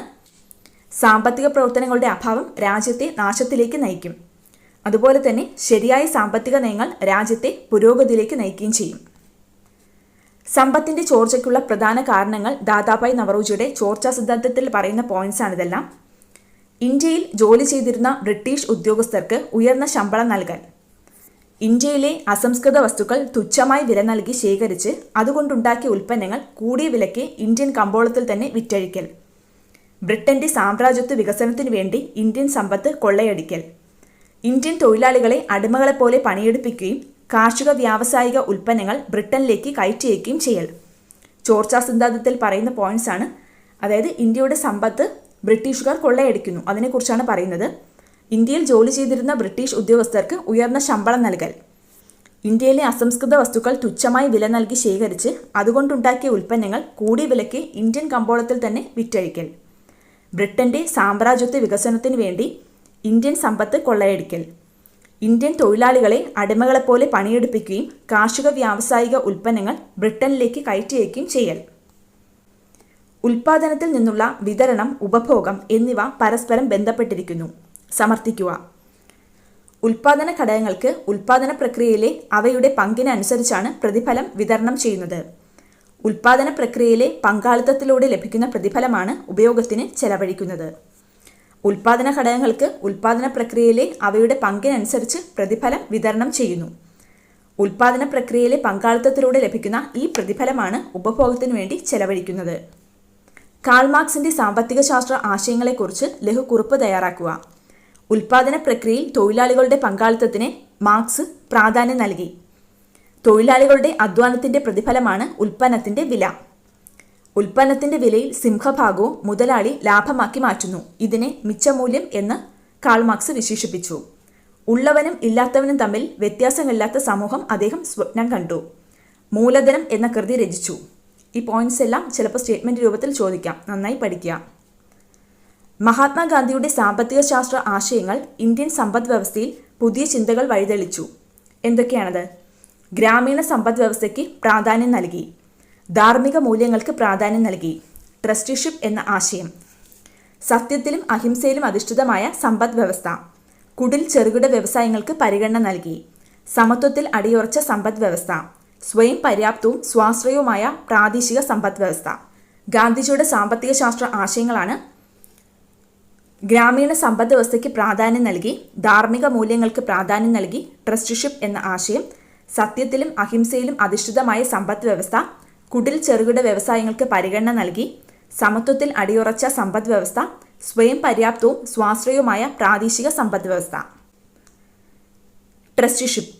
മഹാത്മാഗാന്ധിയുടെ ട്രസ്റ്റിഷിപ്പ് എന്ന ആശയത്തിന്റെ പ്രധാന ഉള്ളടക്കം താഴെ പറയുന്നു. മുതലാളി തനിക്ക് മാത്രമായുള്ള ഉടമസ്ഥാവകാശം പരിത്യജിക്കുകയും സമ്പത്ത് കൈവശം വച്ചുകൊണ്ടിരിക്കുന്നത് ജനങ്ങളുടെ ഒരു ട്രസ്റ്റി എന്ന നിലയിലാണെന്ന് പ്രഖ്യാപിക്കുകയും ചെയ്യേണ്ടതാണ്. ഒരു ട്രസ്റ്റിക്ക് പൊതുജനങ്ങളല്ലാതെ വേറെ അനന്തരാവകാശികളില്ല. ഉൽപ്പാദനത്തിന്റെ സ്വഭാവം നിശ്ചയിക്കുന്നത് വ്യക്തികളുടെ ഹിതമോ അത്യാഗ്രഹമോ അനുസരിച്ചല്ല, സമൂഹത്തിന്റെ ആവശ്യങ്ങൾ അനുസരിച്ചാണ്. മാന്യമായി ജീവിക്കാൻ ഉതകുന്ന കുറഞ്ഞ വേതനം നിശ്ചയിക്കുവാൻ നിർദ്ദേശിച്ചിട്ടുള്ളതുപോലെ സമൂഹത്തിലെ ഏതെങ്കിലും ഒരു വ്യക്തിക്ക് അനുവദിക്കാവുന്ന ഏറ്റവും കൂടിയ വേതനവും പരിധി കൽപ്പിക്കണം. ഗാന്ധിജിയുടെ ട്രസ്റ്റിഷിപ്പ് എന്ന ആശയത്തിലെ പ്രധാന ആശയങ്ങളാണ്: മുതലാളി തനിക്ക് മാത്രമായുള്ള ഉടമസ്ഥാവകാശം പരിത്യജിക്കണം. സമ്പത്ത് കൈവശം വച്ചുകൊണ്ടിരിക്കുന്നത് ജനങ്ങളുടെ ഒരു ട്രസ്റ്റി എന്ന നിലയിലാണെന്ന് പ്രഖ്യാപിക്കുകയും ചെയ്യേണ്ടതാണ്. ഒരു ട്രസ്റ്റിക്ക് പൊതുജനങ്ങളല്ലാതെ വേറെ അനന്തരാവകാശികളില്ല. ഉൽപ്പാദനത്തിന്റെ സ്വഭാവം നിശ്ചയിക്കുന്നത് വ്യക്തികളുടെ ഹിതമോ അത്യാഗ്രഹമോ അനുസരിച്ചല്ല, മറിച്ച് സമൂഹത്തിന്റെ ആവശ്യങ്ങൾ അനുസരിച്ചാണ്. മാന്യമായി ജീവിക്കാൻ ഉതകുന്ന കുറഞ്ഞ വേതനം നിശ്ചയിക്കുവാൻ നിർദ്ദേശിച്ചിട്ടുള്ളതുപോലെ സമൂഹത്തിലെ ഏതെങ്കിലും ഒരു വ്യക്തിക്ക് അനുവദിക്കാവുന്ന ഏറ്റവും കൂടിയ വേതനത്തിനും ഒരു പരിധി കൽപ്പിക്കണം. ഗാന്ധിജിയുടെ സാമ്പത്തിക ശാസ്ത്ര ചിന്തകളെ ഇങ്ങനെ ക്രോഡീകരിക്കാം. കാർഷിക ഗ്രാമീണ വ്യവസ്ഥയ്ക്ക് പ്രാധാന്യം നൽകി, കുടിൽ ചെറുകിട വ്യവസായങ്ങൾക്ക് പരിഗണന നൽകി, സമത്വത്തിൽ അടിയുറച്ച സമ്പദ് വ്യവസ്ഥയുടെ രൂപീകരണം, സ്വയം പര്യാപ്തവും സ്വാശ്രയവുമായ പ്രാദേശിക സമ്പദ് വ്യവസ്ഥ. ഗാന്ധിജിയുടെ സാമ്പത്തിക ആശയങ്ങൾ സ്വാധീനിക്കപ്പെട്ട പ്രമുഖ സാമ്പത്തിക ശാസ്ത്രജ്ഞരാണ് JC കുമരപ്പ, ശ്രീമൻ നാരായൺ ധരംപാൽ. കാർഷിക മേഖലയ്ക്കും ചെറുകിട വ്യവസായങ്ങൾക്കും മുൻഗണന നൽകുന്ന വികസനമാണ് സ്വതന്ത്ര ഇന്ത്യ സ്വീകരിക്കേണ്ടതെന്ന ആശയമാണ് ഇവർ മുന്നോട്ട് വച്ചത്. മറക്കരുത്, കാർഷിക മേഖലയ്ക്കും അതുപോലെ തന്നെ ചെറുകിട വ്യവസായങ്ങൾക്ക് മുൻഗണന നൽകുന്ന ഒരു വികസനമാണ് സ്വതന്ത്ര ഇന്ത്യ സ്വീകരിക്കേണ്ടത് എന്ന ആശയമാണ് ഇവർ മുന്നോട്ട് വെച്ചത്. അടുത്തു നോക്കുന്നത് 8ാം ക്ലാസ്സിലെ 11ാമത്തെ ചാപ്റ്ററാണ്, ഇന്ത്യയും സാമ്പത്തിക ആസൂത്രണവും. ചോർച്ചാ സിദ്ധാന്തത്തിന്റെ ഉപജ്ഞാതാവ്? ആൻസർ ദാദാഭായ് നവറോജി. ചോർച്ചാ സിദ്ധാന്തത്തിന്റെ ഉപജ്ഞാതാവാണ് ദാദാഭായ് നവറോജി. ബ്രിട്ടീഷ് ചൂഷണവും ഇന്ത്യയുടെ വികസന മുരടിപ്പും എങ്ങനെ തരണം ചെയ്യാം എന്ന വിഷയം ചർച്ച ചെയ്ത INC സമ്മേളനം? ആൻസർ 1931 കറാച്ചി സമ്മേളനം. ബ്രിട്ടീഷ് ചൂഷണവും ഇന്ത്യയുടെ വികസന മുരടിപ്പും എങ്ങനെ തരണം ചെയ്യാം എന്ന വിഷയം ചർച്ച ചെയ്ത INC സമ്മേളനമാണ് 1931 കറാച്ചി സമ്മേളനം. ദേശീയ ആസൂത്രണ സമിതി രൂപീകരിച്ച വർഷം? ആൻസർ 1938. ദേശീയ ആസൂത്രണ സമിതി രൂപീകരിച്ച വർഷം 1938. ബോംബെ പ്ലാൻ തയ്യാറാക്കിയ വർഷം. ആൻസർ 1944. ബോംബെ പ്ലാൻ തയ്യാറാക്കിയ വർഷം 1944. ജനകീയ പദ്ധതി ആവിഷ്കരിച്ച വ്യക്തി. ആൻസർ എം.എൻ. റോയ്. ജനകീയ പദ്ധതി അഥവാ പീപ്പിൾസ് പ്ലാൻ ആവിഷ്കരിച്ച വ്യക്തിയാണ് എം.എൻ. റോയ്. ആരുടെ നേതൃത്വത്തിലാണ് ദേശീയ ആസൂത്രണ സമിതി രൂപീകരിച്ചത്? ആൻസർ ജവഹർലാൽ നെഹ്റു. ജവഹർലാൽ നെഹ്റുവിന്റെ നേതൃത്വത്തിലാണ് ദേശീയ ആസൂത്രണ സമിതി രൂപീകരിച്ചത്. സ്വതന്ത്ര ഭാരതത്തിൽ ആദ്യമായി വ്യാവസായിക നയം രൂപീകരിച്ച വർഷം. ആൻസർ 1948. സ്വതന്ത്ര ഭാരതത്തിൽ ആദ്യമായി വ്യാവസായിക നയം രൂപീകരിച്ച വർഷം 1948. ഇന്ത്യൻ ആസൂത്രണത്തിന്റെ പിതാവ്. Answer M Visvesvaraya. ഇന്ത്യൻ ആസൂത്രണത്തിന്റെ പിതാവാണ് എം വിശ്വേശ്വരയ്യ. ആസൂത്രണ കമ്മീഷൻ രൂപീകരിച്ച വർഷം. Answer 1950 March 15. ആസൂത്രണ കമ്മീഷൻ രൂപീകരിച്ച വർഷം 1950 മാർച്ച് 15. 1944 ഇന്ത്യയിലെ ഒരു സംഘം വ്യാവസായികൾ ചേർന്ന് തയ്യാറാക്കിയ പദ്ധതി. Answer Bombay plan. 1944 ഇന്ത്യയിലെ ഒരു സംഘം വ്യാവസായികൾ ചേർന്ന് തയ്യാറാക്കിയ പദ്ധതിയാണ് ബോംബെ പ്ലാൻ. ഇന്ത്യയുടെ ആസൂത്രിത സമ്പദ് വ്യവസ്ഥ പ്ലാൻഡ് എക്കണോമി ഓഫ് ഇന്ത്യ എന്ന ഗ്രന്ഥം രചിച്ചതാരെ? Answer M Visvesvaraya. ഇന്ത്യയുടെ ആസൂത്രിത സമ്പദ് വ്യവസ്ഥ അഥവാ പ്ലാൻഡ് എക്കണോമി ഓഫ് ഇന്ത്യ എന്ന ഗ്രന്ഥം രചിച്ചത് എം വിശ്വേശ്വരയ്യ. ആസൂത്രണ കമ്മീഷന്റെ അധ്യക്ഷൻ. ആൻസർ പ്രധാനമന്ത്രി. ആസൂത്രണ കമ്മീഷന്റെ അധ്യക്ഷനാണ് പ്രധാനമന്ത്രി. അണക്കെട്ടുകൾ ഇന്ത്യയുടെ വികസനത്തിന്റെ മഹാക്ഷേത്രങ്ങളാണ് എന്ന് പറഞ്ഞതാരെ? ആൻസർ ജവഹർലാൽ നെഹ്റു. അണക്കെട്ടുകൾ ഇന്ത്യയുടെ വികസനത്തിന്റെ മഹാക്ഷേത്രങ്ങളാണ് എന്ന് പറഞ്ഞത് ജവഹർലാൽ നെഹ്റു. ഏതു രാജ്യത്ത് നടപ്പിലാക്കിയ ദേശീയ ആസൂത്രണത്തിന്റെ മാതൃകയാണ് ഇന്ത്യ സ്വീകരിച്ചത്? Answer Soviet union. സോവിയറ്റ് യൂണിയനിൽ നടപ്പിലാക്കിയ ദേശീയ ആസൂത്രണത്തിന്റെ മാതൃകയാണ് ഇന്ത്യ സ്വീകരിച്ചത്. ഭക്രാനങ്കൽ അണക്കെട്ട് ഏതു പഞ്ചവത്സര പദ്ധതി കാലത്താണ് നിർമ്മിച്ചത്? ആൻസർ ഒന്നാം പഞ്ചവത്സര പദ്ധതി. ഒന്നാം പഞ്ചവത്സര പദ്ധതി കാലത്താണ് ഭക്രാനങ്കൽ അണക്കെട്ട് സ്ഥാപിച്ചത്. ഒന്നാം പഞ്ചവത്സര പദ്ധതി പ്രാധാന്യം നൽകിയത് ഏതു മേഖലയ്ക്കാണ്? ആൻസർ കാർഷിക മേഖല. ഒന്നാം പഞ്ചവത്സര പദ്ധതി പ്രാധാന്യം നൽകിയത് കാർഷിക മേഖലയ്ക്കാണ്. ഭക്ഷ്യ സ്വയം പര്യാപ്തതയ്ക്ക് ഊന്നൽ നൽകിയ പഞ്ചവത്സര പദ്ധതി. ആൻസർ മൂന്നാം പഞ്ചവത്സര പദ്ധതി. ഭക്ഷ്യ സ്വയം പര്യാപ്തതയ്ക്ക് ഊന്നൽ നൽകിയ പഞ്ചവത്സര പദ്ധതിയാണ് 3. ആദ്യത്തെ പഞ്ചവത്സര പദ്ധതിയിൽ പ്രഥമ പരിഗണന ലഭിച്ചത് എന്തിനായിരുന്നു? ആൻസർ കൃഷി. നീല വിപ്ലവം ഏത് മേഖലയുമായി ബന്ധപ്പെട്ടിരിക്കുന്നു? ആൻസർ മത്സ്യം. നീല വിപ്ലവം മത്സ്യവുമായി ബന്ധപ്പെട്ടിരിക്കുന്നു. സുസ്ഥിര വികസനം ലക്ഷ്യമിട്ട പഞ്ചവത്സര പദ്ധതി. ആൻസർ 12. 12ാം പഞ്ചവത്സര പദ്ധതിയുടെ കാലഘട്ടം 2012 മുതൽ 17 വരെ. സുസ്ഥിര വികസനം ലക്ഷ്യമിട്ട പഞ്ചവത്സര പദ്ധതിയാണ് 12ാം പഞ്ചവത്സര പദ്ധതി. ജലസേചന സൗകര്യങ്ങൾ, രാസവളം, അത്യുൽപാദന ശേഷിയുള്ള വിത്തിനങ്ങൾ, കീടനാശിനികൾ, കുറഞ്ഞ പലിശയിൽ സാമ്പത്തിക സഹായം എന്നിവ ഉപയോഗപ്പെടുത്തി കാർഷിക ഉൽപാദനത്തിൽ വരുത്തിയ ഗണ്യമായ പുരോഗതി അറിയപ്പെടുന്നത്? ആൻസർ ഹരിത വിപ്ലവം. ജലസേചന സൗകര്യങ്ങൾ, രാസവളം, അത്യുൽപാദന ശേഷിയുള്ള വിത്തിനങ്ങൾ, കീടനാശിനികൾ, കുറഞ്ഞ പലിശയിൽ സാമ്പത്തിക സഹായം എന്നിവ ഉപയോഗപ്പെടുത്തി കാർഷിക ഉൽപാദനത്തിൽ വരുത്തിയ ഗണ്യമായ പുരോഗതിയാണ് ഹരിത വിപ്ലവം എന്നറിയപ്പെടുന്നത്. പാലും പാൽ ഉൽപ്പന്നങ്ങളുടെ വർധനവും ലക്ഷ്യമിട്ട് നടപ്പിലാക്കിയ പദ്ധതി. ആൻസർ ധവള വിപ്ലവം. പാലും പാൽ ഉൽപ്പന്നങ്ങളുടെ വർധനവും ലക്ഷ്യമിട്ട് നടപ്പിലാക്കിയ പദ്ധതിയാണ് ധവള വിപ്ലവം. ദാരിദ്ര്യ നിർമ്മാർജ്ജനം ലക്ഷ്യമിട്ട പഞ്ചവത്സര പദ്ധതി. ആൻസർ 5ാം പഞ്ചവത്സര പദ്ധതി. ദാരിദ്ര്യ നിർമ്മാർജ്ജനം ലക്ഷ്യമിട്ട പഞ്ചവത്സര പദ്ധതിയാണ് 5ാം പഞ്ചവത്സര പദ്ധതി. മൂലധന നിക്ഷേപം വർദ്ധിപ്പിക്കുക എന്ന ലക്ഷ്യത്തോടു കൂടി നടപ്പിലാക്കിയ പഞ്ചവത്സര പദ്ധതി. ആൻസർ 10ാം പഞ്ചവത്സര പദ്ധതി. മൂലധന നിക്ഷേപം വർദ്ധിപ്പിക്കുക എന്ന ലക്ഷ്യത്തോടുകൂടി നടപ്പിലാക്കിയ പദ്ധതിയാണ് 10ാം പഞ്ചവത്സര പദ്ധതി. സ്ഥിരതയോടുകൂടിയ വളർച്ച, സ്വാശ്രയത്വം എന്നിവ ലക്ഷ്യമിട്ട പഞ്ചവത്സര പദ്ധതി. ആൻസർ 4. സ്ഥിരതയോടുകൂടിയ വളർച്ച, സ്വാശ്രയത്വം എന്നിവ ലക്ഷ്യമിട്ട പഞ്ചവത്സര പദ്ധതിയാണ് 4ാം പഞ്ചവത്സര പദ്ധതി. ആധുനികവൽക്കരണം, തൊഴിലവസരങ്ങളുടെ വർധനവ് എന്നിവ ലക്ഷ്യമിട്ട പഞ്ചവത്സര പദ്ധതി. ആൻസർ 7. ആധുനികവൽക്കരണം, തൊഴിലവസരങ്ങളുടെ വർധനവ് എന്നിവ ലക്ഷ്യമിട്ട പഞ്ചവത്സര പദ്ധതിയാണ് 7. ഗ്രാമീണ വികസനവും വികേന്ദ്രീകരണ ആസൂത്രണവും ലക്ഷ്യമിട്ട പഞ്ചവത്സര പദ്ധതി. ആൻസർ 9. ഗ്രാമീണ വികസനവും വികേന്ദ്രീകൃത ആസൂത്രണവും ലക്ഷ്യമിട്ട പഞ്ചവത്സര പദ്ധതിയാണ് 9. കാർഷിക വ്യവസായ മേഖലകളുടെ അടിസ്ഥാന സൗകര്യങ്ങൾ മെച്ചപ്പെടുത്തുക എന്ന ലക്ഷ്യത്തോടെ ആരംഭിച്ച പഞ്ചവത്സര പദ്ധതി. ആൻസർ 6. കാർഷിക വ്യവസായ മേഖലകളുടെ അടിസ്ഥാന സൗകര്യങ്ങൾ മെച്ചപ്പെടുത്തുക എന്ന ലക്ഷ്യത്തോടെ ആരംഭിച്ച പഞ്ചവത്സര പദ്ധതിയാണ് 6. മുഴുവൻ ജനവിഭാഗങ്ങളുടെയും സമഗ്ര വികസനം ലക്ഷ്യമിട്ട പഞ്ചവത്സര പദ്ധതി. ആൻസർ 11. മാനവശേഷി വികസനം ലക്ഷ്യമിട്ട പഞ്ചവത്സര പദ്ധതി. ആൻസർ 8. 8ാം പഞ്ചവത്സര പദ്ധതി ആരംഭിച്ച വർഷം. ആൻസർ 1992. 8ാം പഞ്ചവത്സര പദ്ധതി ആരംഭിച്ച വർഷം 1992.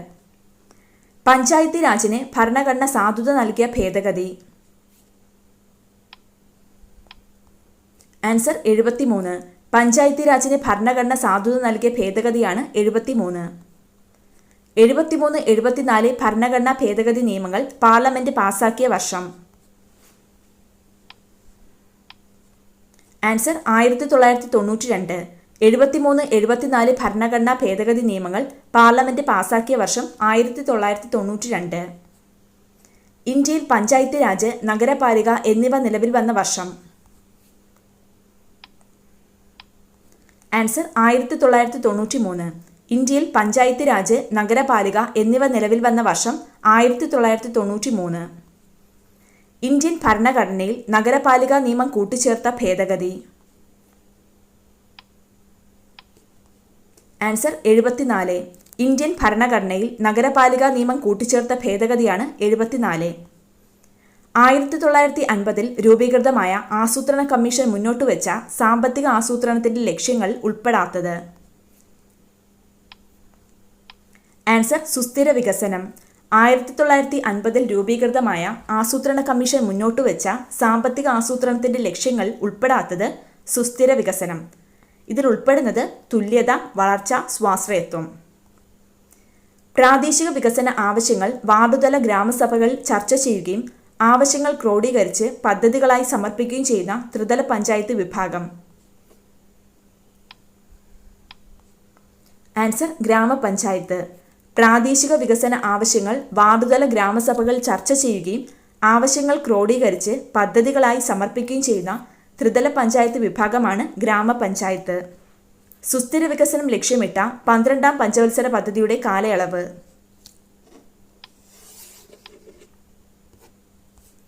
ആൻസർ 2012 മുതൽ 17 വരെ. സുസ്ഥിര വികസനം ലക്ഷ്യമിട്ട 12ാം പഞ്ചവത്സര പദ്ധതിയുടെ കാലയളവ് 2012 മുതൽ 2017 വരെ. ആസൂത്രണ കമ്മീഷന് പകരം വന്ന സംവിധാനം. ആൻസർ നീതി ആയോഗ്. ആസൂത്രണ കമ്മീഷന് പകരം വന്ന സംവിധാനമാണ് നീതി ആയോഗ്. നീതി ആയോഗ് നിലവിൽ വന്നതെന്ന്. ആൻസർ 2015 ജനുവരി 1. നീതി ആയോഗ് നിലവിൽ വന്ന വർഷം 2015 ജനുവരി 1. നീതി ആയോഗിന്റെ പൂർണ്ണരൂപം. Answer national institution for transforming India. നീതി ആയോഗിന്റെ പൂർണ്ണരൂപം national institution for transforming India. നീതി ആയോഗിന്റെ അധ്യക്ഷൻ. ആൻസർ പ്രധാനമന്ത്രി. നീതി ആയോഗിന്റെ അധ്യക്ഷൻ പ്രധാനമന്ത്രി. നീതി ആയോഗിന്റെ ചീഫ് എക്സിക്യൂട്ടീവ് ഓഫീസറിനെ നിയമിക്കുന്നതാര്? ആൻസർ പ്രധാനമന്ത്രി. നീതി ആയോഗിന്റെ ചീഫ് എക്സിക്യൂട്ടീവ് ഓഫീസറിനെ നിയമിക്കുന്നത് പ്രധാനമന്ത്രിയാണ്. ദേശീയ തലത്തിൽ പദ്ധതികൾ ആസൂത്രണം ചെയ്ത് നടപ്പിലാക്കുന്ന രീതി അറിയപ്പെടുന്നത് കേന്ദ്രീകൃത ആസൂത്രണം. അധികാരവും സാമ്പത്തിക വിഭവങ്ങളും പ്രാദേശിക വികസനത്തിന് വിനിയോഗിക്കാൻ ത്രിതല പഞ്ചായത്തുകൾക്ക് അവസരം നൽകുന്നതാണ് വികേന്ദ്രീകൃത ആസൂത്രണം. ദേശീയ തലത്തിൽ പദ്ധതികൾ ആസൂത്രണം ചെയ്ത് നടപ്പിലാക്കുന്ന രീതിയാണ് കേന്ദ്രീകൃത ആസൂത്രണം. അധികാരവും സാമ്പത്തിക വിഭവങ്ങളും പ്രാദേശിക വികസനത്തിന് വിനിയോഗിക്കാൻ ത്രിതല പഞ്ചായത്തുകൾക്ക് അവസരം നൽകുന്നതാണ് വികേന്ദ്രീകൃത ആസൂത്രണം. ചുവടെ നൽകിയിരിക്കുന്നവയിൽ നീതി ആയോഗിന്റെ ലക്ഷ്യങ്ങളിൽ ഉൾപ്പെടാത്തതേത്?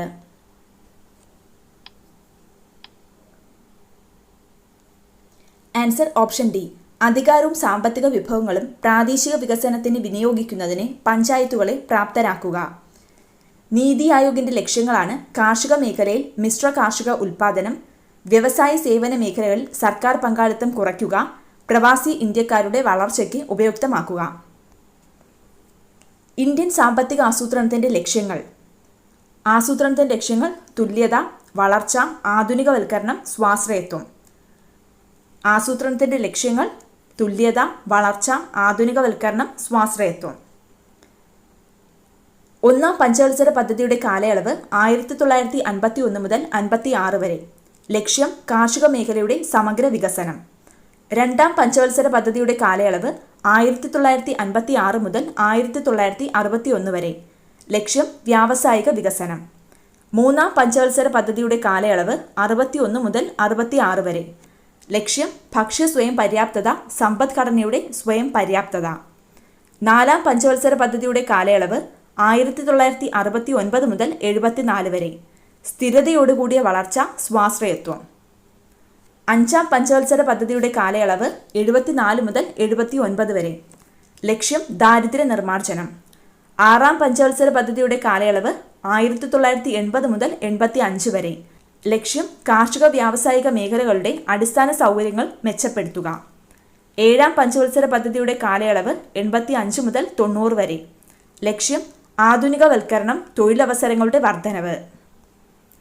എട്ടാം പഞ്ചവത്സര പദ്ധതി 92 മുതൽ 97 വരെ. ലക്ഷ്യം മാനവശേഷി വികസനം. ഒൻപതാം പഞ്ചവത്സര പദ്ധതിയുടെ കാലയളവ് 97 മുതൽ 2002 വരെ. ലക്ഷ്യം ഗ്രാമീണ വികസനവും വികേന്ദ്രീകൃത ആസൂത്രണവും. പത്താം പഞ്ചവത്സര പദ്ധതിയുടെ കാലയളവ് 2002 മുതൽ 2007 വരെ. ലക്ഷ്യം മൂലധന നിക്ഷേപം വർദ്ധിപ്പിക്കുക. 11ാം പഞ്ചവത്സര പദ്ധതിയുടെ കാലയളവ് 2007 മുതൽ 2012 വരെ. ലക്ഷ്യം മുഴുവൻ ജനവിഭാഗങ്ങളുടെ സമഗ്ര വികസനം. 12ാം പഞ്ചവത്സര പദ്ധതിയാണെങ്കിൽ കാലയളവ് 2012 മുതൽ 17 വരെ. ലക്ഷ്യം സുസ്ഥിര വികസനം. ഈ ടേബിൾ നന്നായി പഠിക്കുക. ഗ്രാമപഞ്ചായത്ത്. പ്രാദേശിക വികസന ആവശ്യങ്ങൾ വാർഡുതല ഗ്രാമസഭകൾ ചർച്ച ചെയ്യുന്നു. ആവശ്യങ്ങൾ ക്രോഡീകരിച്ച് പദ്ധതികളായി സമർപ്പിക്കുന്നു. നെക്സ്റ്റ് ലെവലാണ് ബ്ലോക്ക് പഞ്ചായത്ത്. ഗ്രാമപഞ്ചായത്തിന്റെ പദ്ധതികൾ വിലയിരുത്തി മുൻഗണനാ ക്രമത്തിൽ ജില്ലാതലത്തിലേക്ക് സമർപ്പിക്കുന്നു. അടുത്ത തലം ജില്ലാ പഞ്ചായത്താണ്. ബ്ലോക്ക് പഞ്ചായത്ത് പരിശോധിച്ച പദ്ധതികൾക്ക് ജില്ലാതല പ്ലാനിംഗ് കമ്മിറ്റി അംഗീകാരം നൽകുന്നു. സംസ്ഥാന ആസൂത്രണ ബോർഡിന് ഇവ കൈമാറുന്നു. കേന്ദ്ര ഗവൺമെന്റ് ആസൂത്രണ കമ്മീഷന്റെ പ്രവർത്തനം അവസാനിപ്പിക്കുകയും നീതി ആയോഗ് എന്ന സംവിധാനം നിലവിൽ വരികയും ചെയ്തു. 2015 ജനുവരി 1 നിലവിൽ വന്നത് നീതി ആയോഗ്. നീതി ആയോഗിന്റെ ഘടന ഇപ്രകാരമാണ്. പ്രധാനമന്ത്രിയാണ് ഇതിന്റെ അധ്യക്ഷൻ. ഭരണസമിതിയിൽ എല്ലാ മുഖ്യമന്ത്രിമാരും കേന്ദ്രഭരണ പ്രദേശങ്ങളിലെ ലഫ്റ്റനന്റ് ഗവർണർമാരും പ്രധാനമന്ത്രി നിയോഗിക്കുന്ന ഉപാധ്യക്ഷനും സ്ഥിര അംഗങ്ങളുമുണ്ട്. 2 പാർട്ട് ടൈം അംഗങ്ങളും 4 അനൗദ്യോഗിക അംഗങ്ങളും ചീഫ് എക്സിക്യൂട്ടീവ് ഓഫീസറും ഇതിൽ ഉൾപ്പെടും. പ്രധാന സർവകലാശാലകളിലും ഗവേഷണ സ്ഥാപനങ്ങളിലും ഉള്ളവരെയാണ് താൽക്കാലിക അംഗങ്ങളാക്കുക. പ്രധാനമന്ത്രി നിയോഗിക്കുന്ന 4 കേന്ദ്രമന്ത്രിമാരാണ് അനൗദ്യോഗിക അംഗങ്ങളായി പ്രവർത്തിക്കുക. ചീഫ് എക്സിക്യൂട്ടീവ് ഓഫീസറെ പ്രധാനമന്ത്രി നിയമിക്കും. നീതി ആയോഗിന്റെ ലക്ഷ്യങ്ങൾ. ഇതൊക്കെ PSC ചോദിച്ച ക്വസ്റ്റ്യൻസ് ആണ്. വ്യവസായ സേവന മേഖലകളിൽ സർക്കാർ പങ്കാളിത്തം കുറയ്ക്കുക. കാർഷിക മേഖലയെ മിശ്ര കാർഷിക ഉൽപ്പാദനത്തിലൂടെ പുരോഗതിയിലേക്ക് എത്തിക്കുക. പ്രബല മധ്യവർഗത്തെ സുസ്ഥിര സാമ്പത്തിക വളർച്ച നേടാൻ പ്രയോജനപ്പെടുത്തുക. പ്രവാസി ഇന്ത്യക്കാരുടെ സേവനം സാമ്പത്തിക സാങ്കേതിക വളർച്ചയ്ക്ക് ഉപയുക്തമാക്കുക. ആധുനിക സാങ്കേതിക വിദ്യയുടെ സഹായത്തോടെ നഗരങ്ങളെ സുരക്ഷിത ആവാസ കേന്ദ്രങ്ങളാക്കി മാറ്റുക. ആഗോള മാറ്റങ്ങളുടെയും വിപണി ശക്തികളുടെയും ഇടപെടലുകൾ നേരിടാൻ രാജ്യത്തെ പ്രാപ്തരാക്കുക. ഇത്രയും പോയിന്റ് നന്നായി പഠിക്കുക. വ്യവസായ സേവന മേഖലകളിൽ സർക്കാർ പങ്കാളിത്തം കുറയ്ക്കുക. കാർഷിക മേഖലയെ മിശ്ര കാർഷിക ഉൽപ്പാദനത്തിലൂടെ പുരോഗതിയിലേക്ക് എത്തിക്കുക. പ്രബല മധ്യവർഗത്തെ സുസ്ഥിര സാമ്പത്തിക വളർച്ച നേടാൻ പ്രയോജനപ്പെടുത്തുക. പ്രവാസി ഇന്ത്യക്കാരുടെ സേവനം സാമ്പത്തിക സാങ്കേതിക വളർച്ചയ്ക്ക് ഉപയുക്തമാക്കുക. ആധുനിക സാങ്കേതിക വിദ്യയുടെ സഹായത്തോടെ നഗരങ്ങളെ സുരക്ഷിത ആവാസ കേന്ദ്രങ്ങളാക്കി മാറ്റുക. ആഗോള മാറ്റങ്ങളുടെയും വിപണി ശക്തികളുടെയും ഇടപെടലുകൾ നേരിടാൻ രാജ്യത്തെ പ്രാപ്തമാക്കുക. നീതി ആയോഗിന്റെ ഭരണസമിതിയിൽ അനൗദ്യോഗിക അംഗങ്ങൾ ആരെല്ലാം? പ്രധാനമന്ത്രി നിയമിക്കുന്ന 4 കേന്ദ്രമന്ത്രിമാർ. പഞ്ചവത്സര പദ്ധതികളിലൂടെ കാർഷിക മേഖലയിൽ നടപ്പിലാക്കിയ എന്തെല്ലാം പരിപാടികളാണ് ഹരിത വിപ്ലവത്തിലേക്ക് നയിച്ചത്? ആൻസർ: അത്യുൽപാദന ശേഷിയുള്ള വിത്തിനങ്ങൾ, ജലസേചന സൗകര്യങ്ങൾ, രാസവളം, കീടനാശിനികൾ എന്നിവയുടെ പ്രയോഗം, കുറഞ്ഞ പലിശയിൽ സാമ്പത്തിക സഹായം. ആധുനികവൽക്കരണം രാഷ്ട്ര പുരോഗതിക്ക് സഹായമാകുന്നതെങ്ങനെയെന്ന് വിശദീകരിക്കുക. ആധുനികവൽക്കരണം സമയലാഭവും സാമ്പത്തിക നേട്ടവും ഉണ്ടാക്കുന്നു. ജീവിത നിലവാരവും സുരക്ഷിതത്വവും വർദ്ധിപ്പിക്കുന്നു. ഗവൺമെന്റിന്റെ സേവനങ്ങൾ വളരെ വേഗം ജനങ്ങളിലേക്ക് എത്തുന്നു. സ്ത്രീകളുടെ അവകാശ സംരക്ഷണം, സാമൂഹിക സുരക്ഷിതത്വം, സാമൂഹിക മാറ്റങ്ങൾ എന്നിവയുണ്ടായി. ആധുനികവൽക്കരണം രാഷ്ട്ര പുരോഗതിയെ എങ്ങനെ സഹായിക്കുന്നു? ഒരിക്കൽ കൂടി നോക്കാം. ആധുനികവൽക്കരണം സമയലാഭവും സാമ്പത്തിക നേട്ടവും ഉണ്ടാക്കുന്നു.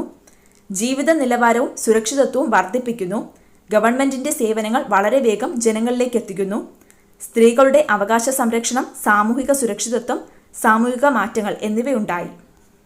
അടുത്തു നോക്കുന്നത് 9ാം ക്ലാസ്സിലെ 3ാമത്തെ ചാപ്റ്ററാണ്, ദേശീയ വരുമാനം. ഒരു രാജ്യത്ത് ഉൽപ്പാദിപ്പിക്കപ്പെടുന്ന അന്തിമ സാധനങ്ങളുടെയും സേവനങ്ങളുടെയും പണമൂല്യം അറിയപ്പെടുന്നത്? ആൻസർ: മൊത്ത ദേശീയ ഉൽപ്പന്നം.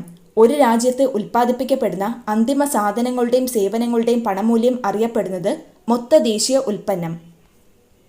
ഇന്ത്യയിൽ ഒരു സാമ്പത്തിക വർഷമായി കണക്കാക്കുന്നത്? ആൻസർ: ഏപ്രിൽ 1 മുതൽ മാർച്ച് 31 വരെ. ഇന്ത്യയിൽ ഒരു സാമ്പത്തിക വർഷമായി കണക്കാക്കുന്നത് ഏപ്രിൽ 1 മുതൽ മാർച്ച് 31 വരെയാണ്. ഒരു സാമ്പത്തിക വർഷത്തിൽ രാജ്യത്തിന്റെ ആഭ്യന്തര അതിർത്തിക്കുള്ളിൽ ഉൽപ്പാദിപ്പിക്കപ്പെടുന്ന സാധനങ്ങളുടെയും സേവനങ്ങളുടെയും ആകെ പണമൂല്യം അറിയപ്പെടുന്നത്? ആൻസർ: മൊത്ത ആഭ്യന്തര ഉൽപ്പന്നം. ഒരു സാമ്പത്തിക വർഷത്തിൽ രാജ്യത്തിന്റെ ആഭ്യന്തര അതിർത്തിക്കുള്ളിൽ ഉൽപ്പാദിപ്പിക്കപ്പെടുന്ന സാധനങ്ങളുടെയും സേവനങ്ങളുടെയും ആകെ പണമൂല്യം അറിയപ്പെടുന്നത് മൊത്ത ആഭ്യന്തര ഉൽപ്പന്നം, ഗ്രോസ് ഡൊമസ്റ്റിക് പ്രോഡക്റ്റ്, GDP. മൊത്ത ദേശീയ ഉൽപ്പന്നത്തിൽ നിന്ന് തേയ്മാന ചെലവ് കുറയ്ക്കുമ്പോൾ ലഭിക്കുന്നത്? ആൻസർ: അറ്റ ദേശീയ ഉൽപ്പന്നം, NNP, നെറ്റ് നാഷണൽ പ്രോഡക്റ്റ്. മൊത്ത ദേശീയ ഉൽപ്പന്നത്തിൽ നിന്ന് തേയ്മാന ചെലവ് കുറയ്ക്കുമ്പോൾ ലഭിക്കുന്നത് അറ്റ ദേശീയ ഉൽപ്പന്നം, NNP, net national product.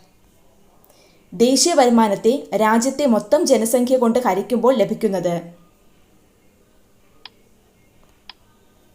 Answer: പ്രതിശീർഷ വരുമാനം അല്ലെങ്കിൽ ആളോഹരി വരുമാനം. ദേശീയ വരുമാനത്തെ രാജ്യത്തെ മൊത്തം ജനസംഖ്യ കൊണ്ട് ഹരിക്കുമ്പോൾ ലഭിക്കുന്നത് പ്രതിശീർഷ വരുമാനം അഥവാ ആളോഹരി വരുമാനം, പെർ ക്യാപിറ്റ ഇൻകം. ദേശീയ വരുമാനമായി അറിയപ്പെടുന്നത്? ആൻസർ: അറ്റ ദേശീയ ഉൽപ്പന്നം, NNP. ദേശീയ വരുമാനമായി അറിയപ്പെടുന്നത് അറ്റ ദേശീയ ഉൽപ്പന്നമാണ്. പ്രാഥമിക, ദ്വിതീയ, തൃതീയ മേഖലകളിൽ ഉൽപ്പാദിപ്പിക്കപ്പെടുന്ന സാധനങ്ങളുടെയും സേവനങ്ങളുടെയും ആകെ പണമൂല്യം കണ്ടെത്തി ദേശീയ വരുമാനം കണക്കാക്കുന്ന രീതി? ആൻസർ: ഉൽപാദന രീതി, പ്രോഡക്റ്റ് മെത്തേഡ്. പ്രാഥമിക, ദ്വിതീയ, തൃതീയ മേഖലകളിൽ ഉൽപ്പാദിപ്പിക്കപ്പെടുന്ന സാധനങ്ങളുടെയും സേവനങ്ങളുടെയും ആകെ പണമൂല്യം കണ്ടെത്തി ദേശീയ വരുമാനം കണക്കാക്കുന്ന രീതിയാണ് ഉൽപാദന രീതി. ഉൽപാദന ഘടകങ്ങളിൽ നിന്ന് ലഭിക്കുന്ന പാട്ടം, വേതനം, പലിശ, ലാഭം എന്നിവയുടെ അടിസ്ഥാനത്തിൽ ദേശീയ വരുമാനം കണക്കാക്കുന്ന രീതി? ആൻസർ: വരുമാന രീതി. ഉൽപാദന ഘടകങ്ങളിൽ നിന്ന് ലഭിക്കുന്ന പാട്ടം, വേതനം, പലിശ, ലാഭം എന്നിവയുടെ അടിസ്ഥാനത്തിൽ ദേശീയ വരുമാനം കണക്കാക്കുന്ന രീതിയാണ് വരുമാന രീതി. ഒരു വർഷത്തിൽ വ്യക്തികളും സ്ഥാപനങ്ങളും സർക്കാരും ആകെ ചെലവഴിക്കുന്ന തുക കണ്ടെത്തുക വഴി ദേശീയ വരുമാനം കണക്കാക്കുന്ന രീതി? ആൻസർ ചെലവ് രീതി. ഒരു വർഷത്തിൽ വ്യക്തികളും സ്ഥാപനങ്ങളും സർക്കാരും ആകെ ചെലവഴിക്കുന്ന തുക കണ്ടെത്തുക വഴി ദേശീയ വരുമാനം കണക്കാക്കുന്ന രീതിയാണ് ചെലവ് രീതി. ഇന്ത്യയിൽ ദേശീയ വരുമാനം കണക്കാക്കാനുള്ള സർക്കാർ agency. Answer CSO, central statistical office. ഇന്ത്യയിൽ ദേശീയ വരുമാനം കണക്കാക്കാനുള്ള സർക്കാർ ഏജൻസിയാണ് സെൻട്രൽ സ്റ്റാറ്റിസ്റ്റിക്കൽ ഓഫീസ്. താഴെ തന്നിട്ടുള്ളതിൽ ദേശീയ വരുമാനം കണക്കാക്കാൻ ഉപയോഗിക്കാത്ത മാർഗമേത്? ആൻസർ നിക്ഷേപക രീതി. ദേശീയ വരുമാനം കണക്കാക്കാൻ ഉപയോഗിക്കുന്ന മാർഗങ്ങളാണ് ചെലവ് രീതി, വരുമാന രീതി, ഉൽപാദന രീതി. ഇന്ത്യയുടെ ദേശീയ വരുമാനത്തിൽ ഭൂരിഭാഗവും സംഭാവന ചെയ്യുന്ന മേഖല? ആൻസർ തൃതീയ മേഖല. ഇന്ത്യയുടെ ദേശീയ വരുമാനത്തിൽ ഭൂരിഭാഗവും സംഭാവന ചെയ്യുന്ന മേഖലയാണ് തൃതീയ മേഖല. ഒരു സംരംഭത്തിലോ സമൂഹത്തിലോ ഉള്ള ആളുകളുടെ കൂട്ടായ അറിവ് അറിയപ്പെടുന്നത്? ആൻസർ ബൗദ്ധിക മൂലധനം. ഒരു സംരംഭത്തിലോ സമൂഹത്തിലോ ഉള്ള ആളുകളുടെ കൂട്ടായ അറിവ് അറിയപ്പെടുന്നത് ബൗദ്ധിക മൂലധനം. ഒരു സാമ്പത്തിക വർഷത്തിൽ ഉൽപ്പാദിപ്പിക്കപ്പെടുന്ന അന്തിമ സാധനങ്ങളുടെയും സേവനങ്ങളുടെയും പണമൂല്യമാണ് മൊത്ത ദേശീയ ഉൽപ്പന്നം. ഇതിൽ വിദേശത്തു നിന്ന് എത്തുന്ന വരുമാനവും ഉൾപ്പെടുന്നു. ഒരു സാമ്പത്തിക വർഷത്തിൽ ഉൽപ്പാദിപ്പിക്കപ്പെടുന്ന അന്തിമ സാധനങ്ങളുടെയും സേവനങ്ങളുടെയും പണമൂല്യമാണ് മൊത്ത ദേശീയ ഉൽപ്പന്നം. ഇതിൽ വിദേശത്തു നിന്നെത്തുന്ന വരുമാനവും ഉൾപ്പെടുന്നു. ഒരു സാമ്പത്തിക വർഷത്തിൽ രാജ്യത്തിൻ്റെ ആഭ്യന്തര അതിർത്തിക്കുള്ളിൽ ഉൽപ്പാദിപ്പിക്കപ്പെടുന്ന സാധനങ്ങളുടെയും സേവനങ്ങളുടെയും ആകെ പണമൂല്യമാണ് മൊത്ത ആഭ്യന്തര ഉൽപ്പന്നം. ഇതിൽ വിദേശത്തു നിന്നുള്ള വരുമാനം ഉൾപ്പെടുത്തുന്നില്ല. മൊത്ത ആഭ്യന്തര ഉൽപ്പന്നത്തിൽ വിദേശത്തു നിന്നുള്ള വരുമാനം ഉൾപ്പെടുത്തുന്നില്ല. സാമ്പത്തിക വളർച്ച കൈവരിക്കുന്നതിനായി അറിവും സാങ്കേതിക വിദ്യയും പ്രയോഗിക്കുന്ന മേഖല ഏതു പേരിലാണ് അറിയപ്പെടുന്നത്? ആൻസർ അറിവധിഷ്ഠിത മേഖല. സാമ്പത്തിക വളർച്ച കൈവരിക്കുന്നതിനായി അറിവും സാങ്കേതിക വിദ്യയും പ്രയോഗിക്കുന്ന മേഖലയാണ് അറിവധിഷ്ഠിത മേഖല. ഓരോ ഉൽപാദന ഘടകത്തിൻ്റെയും ദേശീയ വരുമാനത്തിലുള്ള സംഭാവന വേർതിരിച്ചറിയുവാൻ താഴെ പറയുന്ന ഏതു രീതിയാണ് അനുയോജ്യം?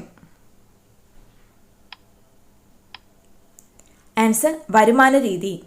ഓരോ ഉൽപാദന ഘടകത്തിൻ്റെയും ദേശീയ വരുമാനത്തിലുള്ള സംഭാവന തിരിച്ചറിയുവാൻ വരുമാന രീതിയാണ് ഏറ്റവും അനുയോജ്യം.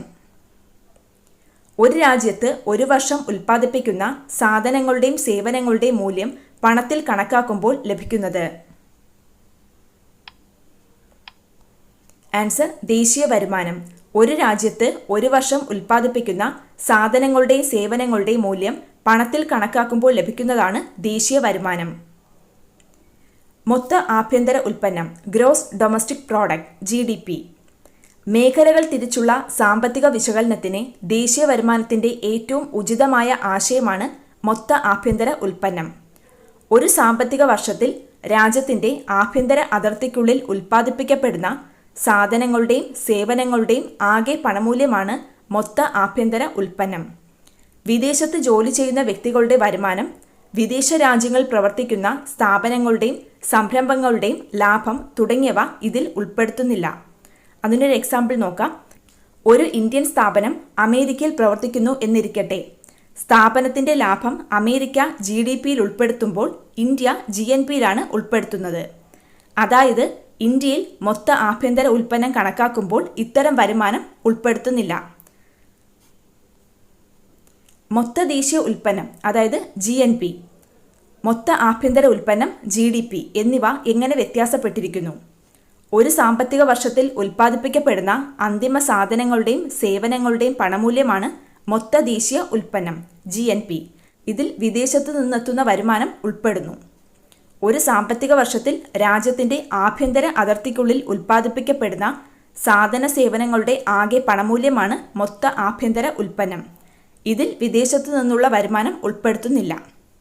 GNPയിൽ വിദേശത്തു നിന്നുള്ള വരുമാനം ഉൾപ്പെടുത്തുന്നു, എന്നാൽ GDPയിൽ വിദേശത്തു നിന്നുള്ള വരുമാനം ഉൾപ്പെടുത്തുന്നില്ല. അറ്റ ദേശീയ ഉൽപ്പന്നം കാണേണ്ട ഫോർമുല മൊത്ത ദേശീയ ഉൽപ്പന്നം മൈനസ് തേയ്മാന ചിലവ്. അറ്റ ദേശീയ ഉൽപ്പന്നം = മൊത്ത ദേശീയ ഉൽപ്പന്നം മൈനസ് തേയ്മാന ചിലവ്. പ്രതിശീർഷ വരുമാനം കാണേണ്ടത് ദേശീയ വരുമാനത്തിനെ ആകെ ജനസംഖ്യ കൊണ്ട് ഡിവൈഡ് ചെയ്യണം. പ്രതിശീർഷ വരുമാനം ഈസ് ഈക്വൽ ടു ദേശീയ വരുമാനം ഡിവൈഡഡ് ബൈ ആകെ ജനസംഖ്യ. ഉൽപാദനം, വരുമാനം, ചെലവ് എന്നിവ പരസ്പരം ബന്ധപ്പെട്ടിരിക്കുന്നു. ദേശീയ വരുമാനം കണക്കാക്കുന്നതിന് 3 രീതികളാണ് ഉപയോഗിക്കുന്നത്: ഉൽപാദന രീതി, വരുമാന രീതി, ചെലവ് രീതി. ദേശീയ വരുമാനം കണക്കാക്കാൻ ഉപയോഗിക്കുന്ന 3 രീതികളാണ് ഉൽപാദന രീതി, വരുമാന രീതി, ചെലവ് രീതി. ഇനി ഓരോന്നെന്താണെന്ന് നോക്കാം. ഉൽപാദന രീതി. പ്രാഥമിക, ദ്വിതീയ, തൃതീയ മേഖലകളിൽ ഉൽപ്പാദിപ്പിക്കപ്പെടുന്ന സാധനങ്ങളുടെയും സേവനങ്ങളുടെയും ആകെ പണമൂല്യം കണ്ടെത്തി ദേശീയ വരുമാനം കണക്കാക്കുന്ന രീതിയാണ് ഉൽപാദന രീതി. പ്രാഥമിക, ദ്വിതീയ, തൃതീയ മേഖലകളിൽ ഉൽപ്പാദിപ്പിക്കപ്പെടുന്ന സാധനങ്ങളുടെയും സേവനങ്ങളുടെയും ആകെ പണമൂല്യം കണ്ടെത്തി ദേശീയ വരുമാനം കണക്കാക്കുന്ന രീതിയാണ് ഉൽപാദന രീതി. ദേശീയ വരുമാനത്തിൽ വിവിധ മേഖലകളുടെ പങ്കാളിത്തം എത്രത്തോളം ഉണ്ടെന്നും ഏതു മേഖലയിലാണ് കൂടുതൽ സംഭാവന ചെയ്യുന്നതെന്നും വിലയിരുത്താൻ ഉൽപാദന രീതി സഹായകമാണ്. വരുമാന രീതി. ഉൽപാദന ഘടകങ്ങൾക്ക് ലഭിക്കുന്ന പ്രതിഫലമാണ് വരുമാനം. ഉൽപാദന ഘടകങ്ങളിൽ നിന്ന് ലഭിക്കുന്ന പാട്ടം, വേതനം, പലിശ, ലാഭം എന്നിവയുടെ അടിസ്ഥാനത്തിൽ ദേശീയ വരുമാനം കണക്കാക്കുന്ന സമ്പ്രദായമാണ് വരുമാന രീതി. ഓരോ ഉൽപാദന ഘടകത്തിൻ്റെയും ദേശീയ വരുമാനത്തിലുള്ള സംഭാവന വേർതിരിച്ചറിയാൻ ഈ രീതിയാണ് സാധ്യമാണ്. ദേശീയ വരുമാനത്തിൽ വിവിധ മേഖലകളുടെ പങ്കാളിത്തം എത്രത്തോളം ഉണ്ടെന്നും ഏതു മേഖലയാണ് കൂടുതൽ സംഭാവന നൽകുന്നതെന്നും മനസ്സിലാക്കാൻ നമുക്ക് ഉൽപാദന രീതി ഉപയോഗിക്കാം. എന്നാൽ ഓരോ ഉൽപാദന ഘടകത്തിൻ്റെയും ദേശീയ വരുമാനത്തിലുള്ള സംഭാവന വേർതിരിച്ചറിയാൻ ഉപയോഗിക്കുന്നത് വരുമാന രീതിയാണ്. ചെലവ് രീതി. ഒരു വർഷത്തിൽ വ്യക്തികളും സ്ഥാപനങ്ങളും സർക്കാരും ആകെ ചെലവഴിക്കുന്ന തുക കണ്ടെത്തുക വഴി ദേശീയ വരുമാനം കണക്കാക്കുന്ന രീതിയാണ് ചെലവ് രീതി. സാമ്പത്തിക ശാസ്ത്രത്തിൽ സാധനങ്ങളും സേവനങ്ങളും വാങ്ങുന്ന ചെലവിനോടൊപ്പവും നിക്ഷേപവും ചെലവായാണ് കണക്കാക്കുന്നത്. മനസ്സിലാവുന്നോ? സാമ്പത്തിക ശാസ്ത്രത്തിൽ സാധനങ്ങളും സേവനങ്ങളും വാങ്ങുന്ന ചെലവിനോടൊപ്പം നിക്ഷേപവും ചെലവായാണ് കണക്കാക്കുന്നത്. ഉപഭോഗ ചെലവും നിക്ഷേപ ചെലവും സർക്കാർ ചെലവും കൂടിച്ചേരുമ്പോഴാണ് ആകെ ചെലവ് ലഭിക്കുന്നത്. ഉപഭോഗ ചെലവ്, നിക്ഷേപ ചെലവ്, സർക്കാർ ചെലവ് ഇവ 3 ചേരുമ്പോഴാണ് നമുക്ക് ആകെ ചെലവ് ലഭിക്കുന്നത്. ദേശീയ വരുമാനം കണക്കാക്കുന്നത് രാജ്യത്തിൻ്റെ സാമ്പത്തിക സ്ഥിതി മനസ്സിലാക്കാൻ ആണെങ്കിലും ഈ ശ്രമകരമായ കാര്യത്തിന് ഒട്ടേറെ പ്രായോഗികവും ആശയപരവുമായ പ്രശ്നങ്ങളുണ്ട്. അവ എന്തൊക്കെയാണെന്ന് നോക്കാം. വിശ്വാസയോഗ്യമായ സ്ഥിതിവിവര കണക്കിൻ്റെ അഭാവം ദേശീയ വരുമാനം കണക്കാക്കുന്നതിന് പ്രായോഗിക വൈഷമ്യം ഉണ്ടാക്കുന്നു. ഉൽപാദന പ്രക്രിയയുടെ വിവിധ ഘട്ടങ്ങളിലൂടെ കടന്നു പോകുമ്പോൾ ഒന്നിലധികം പ്രാവശ്യം സാധനങ്ങളുടെയും സേവനങ്ങളുടെയും പണമൂല്യം കണക്കാക്കപ്പെടാം. വീട്ടമ്മമാരുടെ ഗാർഹിക ജോലി ദേശീയ വരുമാനത്തിൽ കണക്കാക്കുന്നില്ല. സ്വന്തം ഉപഭോഗത്തിന് മാത്രം ഉൽപ്പാദിപ്പിക്കപ്പെടുന്നത് ദേശീയ വരുമാനം കണക്കാക്കുമ്പോൾ പരിഗണിക്കാറില്ല. ഉദാഹരണം, വീട്ടിലെ പച്ചക്കറിത്തോട്ടം. ജനങ്ങളുടെ നിരക്ഷരതയും അറിവില്ലായ്മയും സ്ഥിതിവിവര കണക്ക് എടുക്കുന്നതിന് തടസ്സം സൃഷ്ടിക്കുന്നു. സേവനങ്ങളുടെ പണമൂല്യം കണക്കാക്കുന്നതിനുള്ള പ്രായോഗിക ബുദ്ധിമുട്ട് ശരിയായ ദേശീയ വരുമാനം കണക്കാക്കുന്നതിനെ ബാധിക്കുന്നു. ഉപഭോക്താക്കൾ അവരുടെ ചെലവ് കൃത്യമായി രേഖപ്പെടുത്തി സൂക്ഷിക്കാറില്ല. ദേശീയ വരുമാനം കണക്കാക്കുമ്പോഴുള്ള പ്രശ്നങ്ങളാണ് ഇത്രയും പോയിന്റ്സിൽ പറയുന്നത്. ചെലവ് രീതി അനുസരിച്ച് രാജ്യത്തിൻ്റെ ദേശീയ വരുമാനം കണക്കാക്കുമ്പോൾ ഉപഭോഗ ചെലവ് കൂടാതെ ഉൾപ്പെടുത്തുന്ന മറ്റു 2 ചെലവുകൾ ഏതൊക്കെയാണ്? നിക്ഷേപ ചെലവും സർക്കാർ ചെലവും. നിക്ഷേപ ചെലവ്, സർക്കാർ ചെലവ്, ഉപഭോഗ ചെലവ് ഇവ 3 ചേരുമ്പോഴാണ് നമുക്ക് ആകെ ചെലവ് ലഭിക്കുന്നത്. തേയ്മാന ചെലവ് എന്നതുകൊണ്ട് അർത്ഥമാക്കുന്നത് എന്ത്? ദീർഘകാലം ഉപയോഗിക്കുന്ന യന്ത്രസാമഗ്രികളും മറ്റു സാധനങ്ങളും ഉപയോഗിക്കുമ്പോൾ പഴക്കം കൊണ്ട് തേയ്മാനം സംഭവിക്കുന്നു. ഈ തേയ്മാനം പരിഹരിക്കാൻ ദേശീയോൽപ്പന്നത്തിൽ നിന്ന് മാറ്റിവെക്കപ്പെടുന്നതാണ് തേയ്മാന ചെലവ്. ഇതൊക്കെ സമഗ്ര ക്വസ്റ്റ്യൻ പോലുള്ള ചോദ്യങ്ങളാണ്. തേയ്മാന ചെലവ് എന്നതുകൊണ്ട് അർത്ഥമാക്കുന്നത് എന്താണ്? ദീർഘകാലം ഉപയോഗിക്കുന്ന യന്ത്രസാമഗ്രികളും മറ്റു സാധനങ്ങളും ഉപയോഗിക്കുമ്പോൾ പഴക്കം കൊണ്ട് തേയ്മാനം സംഭവിക്കുന്നു. ഈ തേയ്മാനം പരിഹരിക്കാൻ ദേശീയോൽപ്പന്നത്തിൽ നിന്ന് മാറ്റിവെക്കപ്പെടുന്നതാണ് തേയ്മാന ചെലവ്. അറിവധിഷ്ഠിത മേഖലയിൽ ഇന്ത്യക്ക് ഇനിയും മുന്നേറുന്നതിനുള്ള അനുകൂല സാഹചര്യങ്ങളേവ? ആൻസർ: ഇംഗ്ലീഷ് ഭാഷാ പ്രാവീണ്യം നേടിയ മാനവ വിഭവം, വിപുലമായ ആഭ്യന്തര കമ്പോളം, ശക്തമായ സ്വകാര്യ മേഖല, മെച്ചപ്പെട്ട ശാസ്ത്ര സാങ്കേതിക വിദ്യ. മൊത്ത ദേശീയ ഉൽപ്പന്നത്തിൽ അന്തിമ സാധന സേവനങ്ങളുടെ പണമൂല്യമാണ് ഉൾപ്പെടുത്തേണ്ടത് എന്ന് നിഷ്കർഷിക്കുന്നത് എന്തുകൊണ്ടാണ്? ഒരു ഉൽപ്പന്നം നിർമ്മിക്കാൻ നിരവധി അസംസ്കൃത വസ്തുക്കൾ ഉപയോഗിക്കുന്നു. ഒരു ഉൽപ്പന്നം നിർമ്മിക്കാൻ നിരവധി അസംസ്കൃത വസ്തുക്കൾ ഉപയോഗിക്കുന്നു. ഉൽപ്പന്നത്തിന്റെ മൂല്യത്തിൽ ഈ അസംസ്കൃത വസ്തുക്കളുടെ മൂല്യം ഉൾപ്പെട്ടിരിക്കുന്നു. ഉദാഹരണമായി, ഒരു ഷർട്ട് എന്ന അന്തിമ ഉൽപ്പന്നത്തിന്റെ നിർമ്മാണത്തിന് തുണി, ബട്ടൺ തുടങ്ങിയ അസംസ്കൃത വസ്തുക്കൾ ഉപയോഗിക്കുന്നു. ഷർട്ടിന്റെ മൂല്യത്തോടൊപ്പം തുണിയുടെയും ബട്ടന്റെയും മൂല്യം ഉൾപ്പെട്ടിട്ടുണ്ട്. ഇവിടെ ഒരു ടേബിൾ നൽകിയിട്ടുണ്ട്. എ കോളത്തിന് യോജിച്ചവ ബി കോളത്തിൽ നിന്നും തിരഞ്ഞെടുക്കാനാണ്. അറിവും സാങ്കേതിക വിദ്യയും ഫലപ്രദമായി ഉപയോഗിക്കുന്ന മേഖല. അറിവധിഷ്ഠിത മേഖല. കാണാൻ കഴിയാത്ത ആസ്തി. ബൗദ്ധിക മൂലധനം. കേരള സർക്കാർ സംരംഭം. Techno park. ബൗദ്ധിക മൂലധനത്തിന്റെ ഉൽപാദനവും ഉപഭോഗവും. അറിവ് സമ്പദ്ക്രമം. തൃതീയ മേഖലയുടെ വളർച്ചയ്ക്ക് കാരണമായ ഘടകങ്ങൾ ഏതെല്ലാം? കൂടുതൽ വിദ്യാഭ്യാസ സ്ഥാപനങ്ങൾ, ആശുപത്രികൾ തുടങ്ങിയവയുടെ ആരംഭം, ബാങ്കിംഗ്, ഇൻഷുറൻസ്, വാർത്താവിനിമയം തുടങ്ങിയ മേഖലകളിലെ മുന്നേറ്റം, ഗതാഗതം, വാർത്താവിനിമയം, വിനോദസഞ്ചാരം എന്നിവയ്ക്കായി ജനങ്ങൾ തയ്യാറായത്, അറിവധിഷ്ഠിത വ്യവസായങ്ങളുടെ വികസനം. തൃതീയ മേഖലയുടെ വളർച്ചയ്ക്ക് കാരണമായ ഘടകങ്ങളാണ് കൂടുതൽ വിദ്യാഭ്യാസ സ്ഥാപനങ്ങൾ, ആശുപത്രികൾ തുടങ്ങിയവയുടെ ആരംഭം, ബാങ്കിംഗ്, ഇൻഷുറൻസ്, വാർത്താവിനിമയം തുടങ്ങിയ മേഖലകളിലെ മുന്നേറ്റം, ഗതാഗതം, വാർത്താവിനിമയം, വിനോദസഞ്ചാരം എന്നിവയ്ക്കായി ജനങ്ങൾ തയ്യാറായത്, അറിവധിഷ്ഠിത വ്യവസായങ്ങളുടെ വികസനം. അടുത്തു നോക്കുന്നത് 9ാം ക്ലാസ്സിലെ 6ാമത്തെ ചാപ്റ്ററാണ്. സാമ്പത്തിക വളർച്ചയും സാമ്പത്തിക വികസനവും. ഭൗതിക ജീവിത ഗുണനിലവാര സൂചിക നിലവിൽ വന്ന വർഷം. ആൻസർ 1979. ഭൗതിക ജീവിത ഗുണനിലവാര സൂചിക നിലവിൽ വന്ന വർഷം 1979. വികസന സൂചികയിൽ ഉൾപ്പെടാത്തതേത്? ആൻസർ ദേശീയ വരുമാനം. വികസന സൂചികയിൽ ഉൾപ്പെടുന്നവയാണ് പ്രതിശീർഷ വരുമാനം, ഭൗതിക ജീവിത ഗുണനിലവാര സൂചിക, മാനവ വികസന സൂചിക. മാനവ വികസന സൂചികയുടെ പൂരകമായി ഐക്യരാഷ്ട്ര സംഘടന വികസിപ്പിച്ചെടുത്ത മറ്റൊരു സൂചിക. ആൻസർ മാനവ ദാരിദ്ര്യ സൂചിക.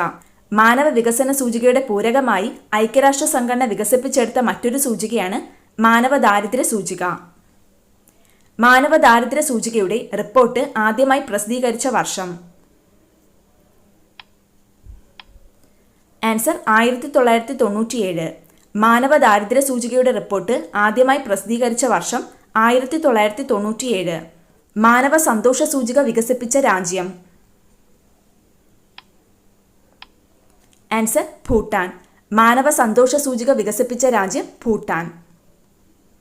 താഴെ തന്നിട്ടുള്ളതിൽ സന്തോഷ സൂചിക കണ്ടുപിടിക്കാനുള്ള സൂചകങ്ങളിൽ ഉൾപ്പെടാത്തതേത്? ആൻസർ ഓപ്ഷൻ ഡി ആണ്, മൊത്ത സ്കൂൾ പ്രവേശന നിരക്ക്. മാനവ സന്തോഷ സൂചിക കണ്ടുപിടിക്കാനുള്ള സൂചകങ്ങളാണ് വിദ്യാഭ്യാസം, സാമൂഹിക ജീവിതവും അയൽപ്പക്ക ബന്ധവും, അഴിമതിരഹിത ഭരണം. വരും തലമുറയ്ക്ക് അവരുടെ ആവശ്യങ്ങൾ നിറവേറ്റാനുള്ള കഴിവിൽ കുറവ് വരാതെ ഇന്നത്തെ തലമുറ അവരുടെ ആവശ്യങ്ങൾ നിറവേറ്റുന്ന സമീപനമാണ് സുസ്ഥിര വികസനം. ആരാണ് ഇപ്രകാരം സുസ്ഥിര വികസനത്തെ നിർവചിച്ചത്? Answer ബ്രെഡ്ലാൻഡ് commission. വരും തലമുറയ്ക്ക് അവരുടെ ആവശ്യങ്ങൾ നിറവേറ്റാനുള്ള കഴിവിൽ കുറവ് വരാതെ ഇന്നത്തെ തലമുറ അവരുടെ ആവശ്യങ്ങൾ നിറവേറ്റുന്ന സമീപനമാണ് സുസ്ഥിര വികസനം. സുസ്ഥിര വികസനത്തെ ഇപ്രകാരം നിർവചിച്ചത് ഐക്യരാഷ്ട്ര സംഘടന നിയമിച്ച ബ്രെഡ്ലാൻഡ് കമ്മീഷനാണ്. സാമ്പത്തിക വളർച്ച. എങ്ങനെയെല്ലാമാണ് സാമ്പത്തിക വളർച്ച ഉണ്ടാവുന്നത്? വ്യാവസായിക ഉൽപ്പന്നം കൂടുന്നു, കാർഷികോൽപാദനം കൂടുന്നു, വാങ്ങൽ ശേഷി കൂടുന്നു, സേവന മേഖല വളരുന്നു. ഇതിൻ്റെയൊക്കെ ഫലമായി സാമ്പത്തിക വളർച്ചയും ഉണ്ടാകുന്നു. ഉൽപാദന രംഗത്ത് പുരോഗതി ഉണ്ടാകുന്നതോടെ കൂടുതൽ തൊഴിലവസരങ്ങൾ രാജ്യത്ത് സൃഷ്ടിക്കുമെന്നാണ് പൊതുവെ കരുതപ്പെടുന്നത്. ആ തൊഴിൽ മുഖാന്തരം കിട്ടുന്ന വരുമാനം തൊഴിലാളികളുടെ വാങ്ങൽ ശേഷി ഉയർത്തുന്നു. തൊഴിലിൽ ഏർപ്പെടുന്നവരുടെ ജീവിത ഗുണനിലവാരം ഇതിലൂടെ മെച്ചപ്പെടാൻ ഇടയാകുന്നു. സാമ്പത്തിക വളർച്ച എന്നതുകൊണ്ട് അർത്ഥമാക്കുന്നതെന്ത്? ഒരു സമ്പദ് വ്യവസ്ഥയിലെ സാധനങ്ങളുടെയും സേവനങ്ങളുടെയും ഉൽപാദനത്തിലുണ്ടാകുന്ന വർധനവാണ് സാമ്പത്തിക വളർച്ച. ഒരു രാജ്യത്തിന്റെ ആകെ ഉൽപാദനത്തിൽ മുൻവർഷത്തെ അപേക്ഷിച്ച് ഉണ്ടാകുന്ന വർധനവാണ് സാമ്പത്തിക വളർച്ച. സാമ്പത്തിക വികസനം. സാമ്പത്തിക വളർച്ച ഉണ്ടാകുന്നത് കൊണ്ട് മാത്രം ജനങ്ങളുടെ ജീവിത ഗുണനിലവാരം മെച്ചപ്പെട്ടു എന്ന് അവകാശപ്പെടാൻ കഴിയില്ല. ജീവിത ഗുണനിലവാരം മെച്ചപ്പെടണമെങ്കിൽ ഉയർന്ന ദേശീയ വരുമാനത്തോടൊപ്പം മറ്റനവധി ജീവിത സാഹചര്യങ്ങൾ കൂടി ലഭ്യമാക്കണം. അത്തരം സാഹചര്യങ്ങളാണ് താഴെ പറയുന്നത്. എല്ലാവർക്കും പോഷകാഹാര ലഭ്യത, എല്ലാവർക്കും മെച്ചപ്പെട്ട ആരോഗ്യ സംരക്ഷണ സംവിധാനങ്ങൾ, എല്ലാവർക്കും വിദ്യാഭ്യാസ സൗകര്യങ്ങൾ, എല്ലാവർക്കും ശുദ്ധജല ലഭ്യത. ഇത്തരത്തിൽ മെച്ചപ്പെട്ട ജീവിത സാഹചര്യങ്ങൾ എല്ലാവർക്കും ലഭ്യമാകുമ്പോഴാണ് ഒരു രാജ്യത്തെ ജനങ്ങളുടെ ജീവിത ഗുണനിലവാരം ഉയരുന്നത്. സാമ്പത്തിക വളർച്ചയ്ക്കൊപ്പം ജീവിത ഗുണനിലവാരം കൂടി ഉയരുമ്പോഴാണ് സാമ്പത്തിക വികസനം ഉണ്ടാകുന്നത്. രാജ്യം സാമ്പത്തിക വളർച്ച നേടുകയും രാജ്യത്തെ എല്ലാവർക്കും അതിൻ്റെ ഗുണഫലം അനുഭവിക്കാൻ കഴിയുകയും ചെയ്യുമ്പോഴാണ് ആ രാജ്യം സാമ്പത്തിക വികസനം കൈവരിച്ചു എന്ന് പറയാം. സാമ്പത്തിക വളർച്ചയും ജീവിത ഗുണനിലവാരത്തിലുള്ള ഉയർച്ചയും തമ്മിൽ കൂട്ടുമ്പോൾ കിട്ടുന്നതാണ് സാമ്പത്തിക വികസനം. അതായത് സാമ്പത്തിക വികസനവും സാമ്പത്തിക വളർച്ചയും രണ്ടും രണ്ടാണ്. സാമ്പത്തിക വളർച്ചയോടൊപ്പം ജീവിത ഗുണനിലവാരത്തിലുള്ള ഉയർച്ച കൂടി കൂട്ടുമ്പോഴാണ് സാമ്പത്തിക വികസനം ഉണ്ടാകുന്നത്. സാമ്പത്തിക വളർച്ചയും സാമ്പത്തിക വികസനവും തമ്മിലുള്ള വ്യത്യാസങ്ങളാണ് ഈ ടേബിളിൽ നൽകിയിട്ടുള്ളത്. ഉൽപാദനത്തിലും വരുമാനത്തിലുമുള്ള വർധനവാണ് സാമ്പത്തിക വളർച്ച. എന്നാൽ ജീവിത ഗുണനിലവാരത്തിൽ ഉണ്ടാകുന്ന ഉയർച്ചയാണ് സാമ്പത്തിക വികസനം. ദേശീയ വരുമാനത്തിലെ വളർച്ചയാണ് സാമ്പത്തിക വളർച്ചയിൽ അളവുകോൽ. എന്നാൽ സാമ്പത്തിക വികസനത്തിലെ അളവുകോൽ ഭൗതിക ജീവിത ഗുണനിലവാര സൂചിക, മാനവ വികസന സൂചിക എന്നിവയൊക്കെയാണ് അളവുകോൽ. സാമ്പത്തിക വളർച്ച സംഖ്യാപരമായി സൂചിപ്പിക്കുന്നു. സാമ്പത്തിക വികസനമാണെങ്കിൽ ഗുണപരമായ മാറ്റമാണ് സൂചിപ്പിക്കുന്നത്. സാമ്പത്തിക വളർച്ചയിൽ സാമ്പത്തിക ഘടകങ്ങൾക്ക് മാത്രം ഊന്നൽ നൽകുന്നു. എന്നാൽ സാമ്പത്തിക വികസനത്തിൽ സാമ്പത്തികവും സാമൂഹികവുമായ ഘടകങ്ങൾക്ക് ഊന്നൽ നൽകുന്നു. സാമ്പത്തിക വളർച്ച ഹ്രസ്വ കാലയളവിൽ സംഭവിക്കുന്നതാണ്. എന്നാൽ സാമ്പത്തിക വികസനം ദീർഘകാലയളവ് കൊണ്ടാണ് സംഭവിക്കുന്നത്. ഈ ടേബിൾ നന്നായി നോക്കിയിരിക്കുക. വികസന സൂചികകൾ 4 പ്രതിശീർഷ വരുമാനം, ഭൗതിക ജീവിത ഗുണനിലവാര സൂചിക, മാനവ വികസന സൂചിക, മാനവ സന്തോഷ സൂചിക. വികസന സൂചികകളിൽ ഏറ്റവും ലളിതവും ആദ്യകാലത്ത് മുൻഗണന നൽകി പരിഗണിച്ചിരുന്നതും പ്രതിശീർഷ വരുമാനമാണ്. ഇതൊരു പരമ്പരാഗത വികസന സൂചികയാണ്. പ്രതിശീർഷ വരുമാനം. ദേശീയ വരുമാനത്തെ ജനസംഖ്യ കൊണ്ട് ഹരിച്ചു കിട്ടുന്ന സംഖ്യയാണ് പ്രതിശീർഷ വരുമാനം. ഈ സൂചിക അനുസരിച്ച് ഒരു രാജ്യം സാമ്പത്തിക വികസനം നേടിയോ എന്ന് കണ്ടെത്തുന്നതിന് 2 കാര്യങ്ങൾ നിരീക്ഷിക്കണം. ദേശീയ വരുമാനത്തിൻ്റെ വളർച്ചാ നിരക്ക്, ജനസംഖ്യാ വളർച്ചാ നിരക്ക്. ദേശീയ വരുമാനത്തിൻ്റെ വളർച്ചാ നിരക്ക് ജനസംഖ്യാ വളർച്ചാ നിരക്കിനേക്കാൾ കൂടിയിരുന്നാൽ മാത്രമേ പ്രതിശീർഷ വരുമാനം കൂടുകയുള്ളൂ. പ്രതിശീർഷ വരുമാനത്തിലെ വർധനവ് വികസനത്തിൻ്റെ ഒരു സൂചികയാണ്. ഒരു രാജ്യത്തിൻ്റെ സാമ്പത്തിക വളർച്ചയെ മുൻ വർഷങ്ങളുടേതുമായി താരതമ്യം ചെയ്യുന്നതിനും വിവിധ രാജ്യങ്ങളുടെ സാമ്പത്തിക വളർച്ച താരതമ്യം ചെയ്യുന്നതിനും പ്രതിശീർഷ വരുമാനം പ്രയോജനപ്പെടുത്തുന്നു. ഒരു വികസന സൂചിക എന്ന നിലയിൽ പ്രതിശീർഷ വരുമാനത്തിന് നിരവധി പോരായ്മകളുണ്ട്. പ്രതിശീർഷ വരുമാനം ഒരു ശരാശരി വരുമാനമാണ്. ഒരു എക്സാമ്പിൾ പറയാം. ഒരു രാജ്യത്തിൻ്റെ ആളോഹരി വരുമാനം 40,000 രൂപയാണെന്ന് കരുതുക. ഇതിനർത്ഥം ആ രാജ്യത്തെ ഓരോ വ്യക്തിയുടെയും കൈവശം ഇത്രയും വരുമാനം ലഭിക്കുന്നു എന്നല്ല. കോടികൾ വരുമാനമുള്ളവരും വരുമാനം തീരെ ഇല്ലാത്തവരും ഈ കണക്കിൽ ഉൾപ്പെടും. അതിനാൽ ഇത് സംഖ്യാപരമായ കണക്കുകൂട്ടൽ മാത്രമാണ്. പ്രതിശീർഷ വരുമാനത്തിൻ്റെ രണ്ടാമത്തെ പോരായ്മ, പ്രതിശീർഷ വരുമാനത്തിൻ്റെ അടിസ്ഥാനത്തിൽ സാമ്പത്തിക വികസനം കണക്കാക്കുമ്പോൾ ദരിദ്ര സമ്പന്ന വിഭാഗങ്ങൾ നിലനിൽക്കുന്നുണ്ടെങ്കിൽ ജീവിത ഗുണമേന്മ കൈവരിച്ചുവെന്ന് അവകാശപ്പെടാൻ കഴിയില്ല. ജീവിത ഗുണമേന്മ വർദ്ധിപ്പിക്കുന്ന ഘടകങ്ങളായ വിദ്യാഭ്യാസം, പോഷകാഹാര ലഭ്യത, ആരോഗ്യ സംരക്ഷണം തുടങ്ങിയവ പ്രതിശീർഷ വരുമാനം എന്ന വികസന സൂചികയുടെ പരിധിയിൽ ഉൾപ്പെടുന്നില്ല.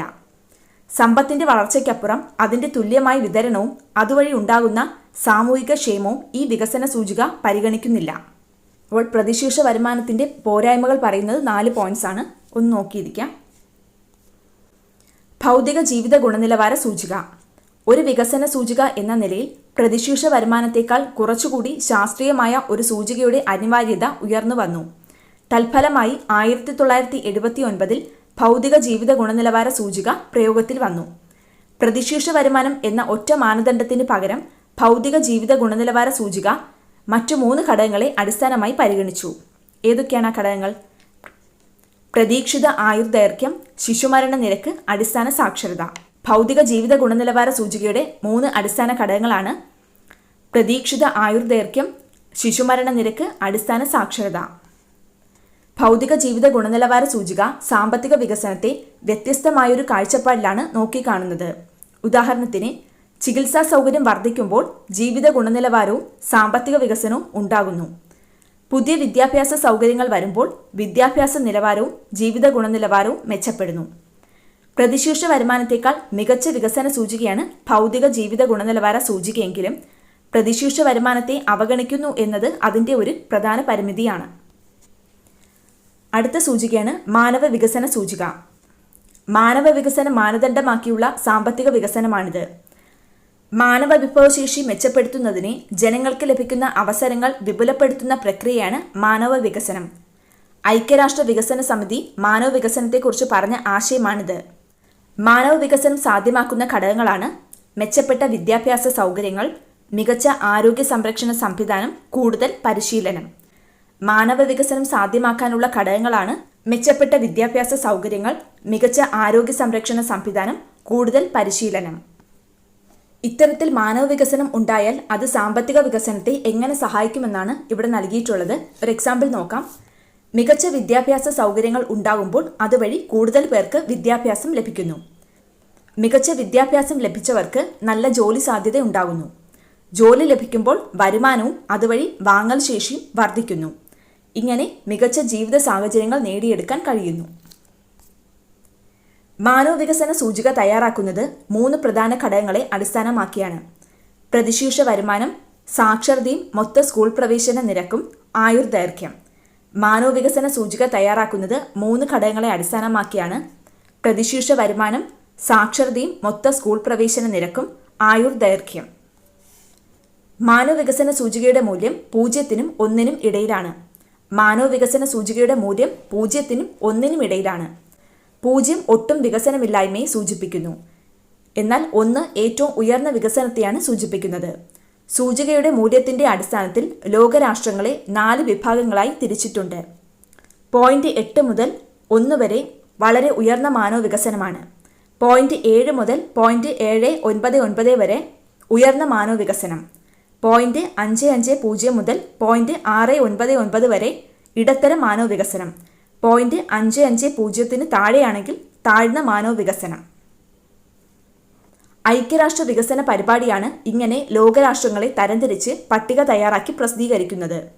1990 മുതൽ ഓരോ വർഷവും UNDP മാനവ വികസന റിപ്പോർട്ട് പ്രസിദ്ധീകരിച്ചു വരുന്നു.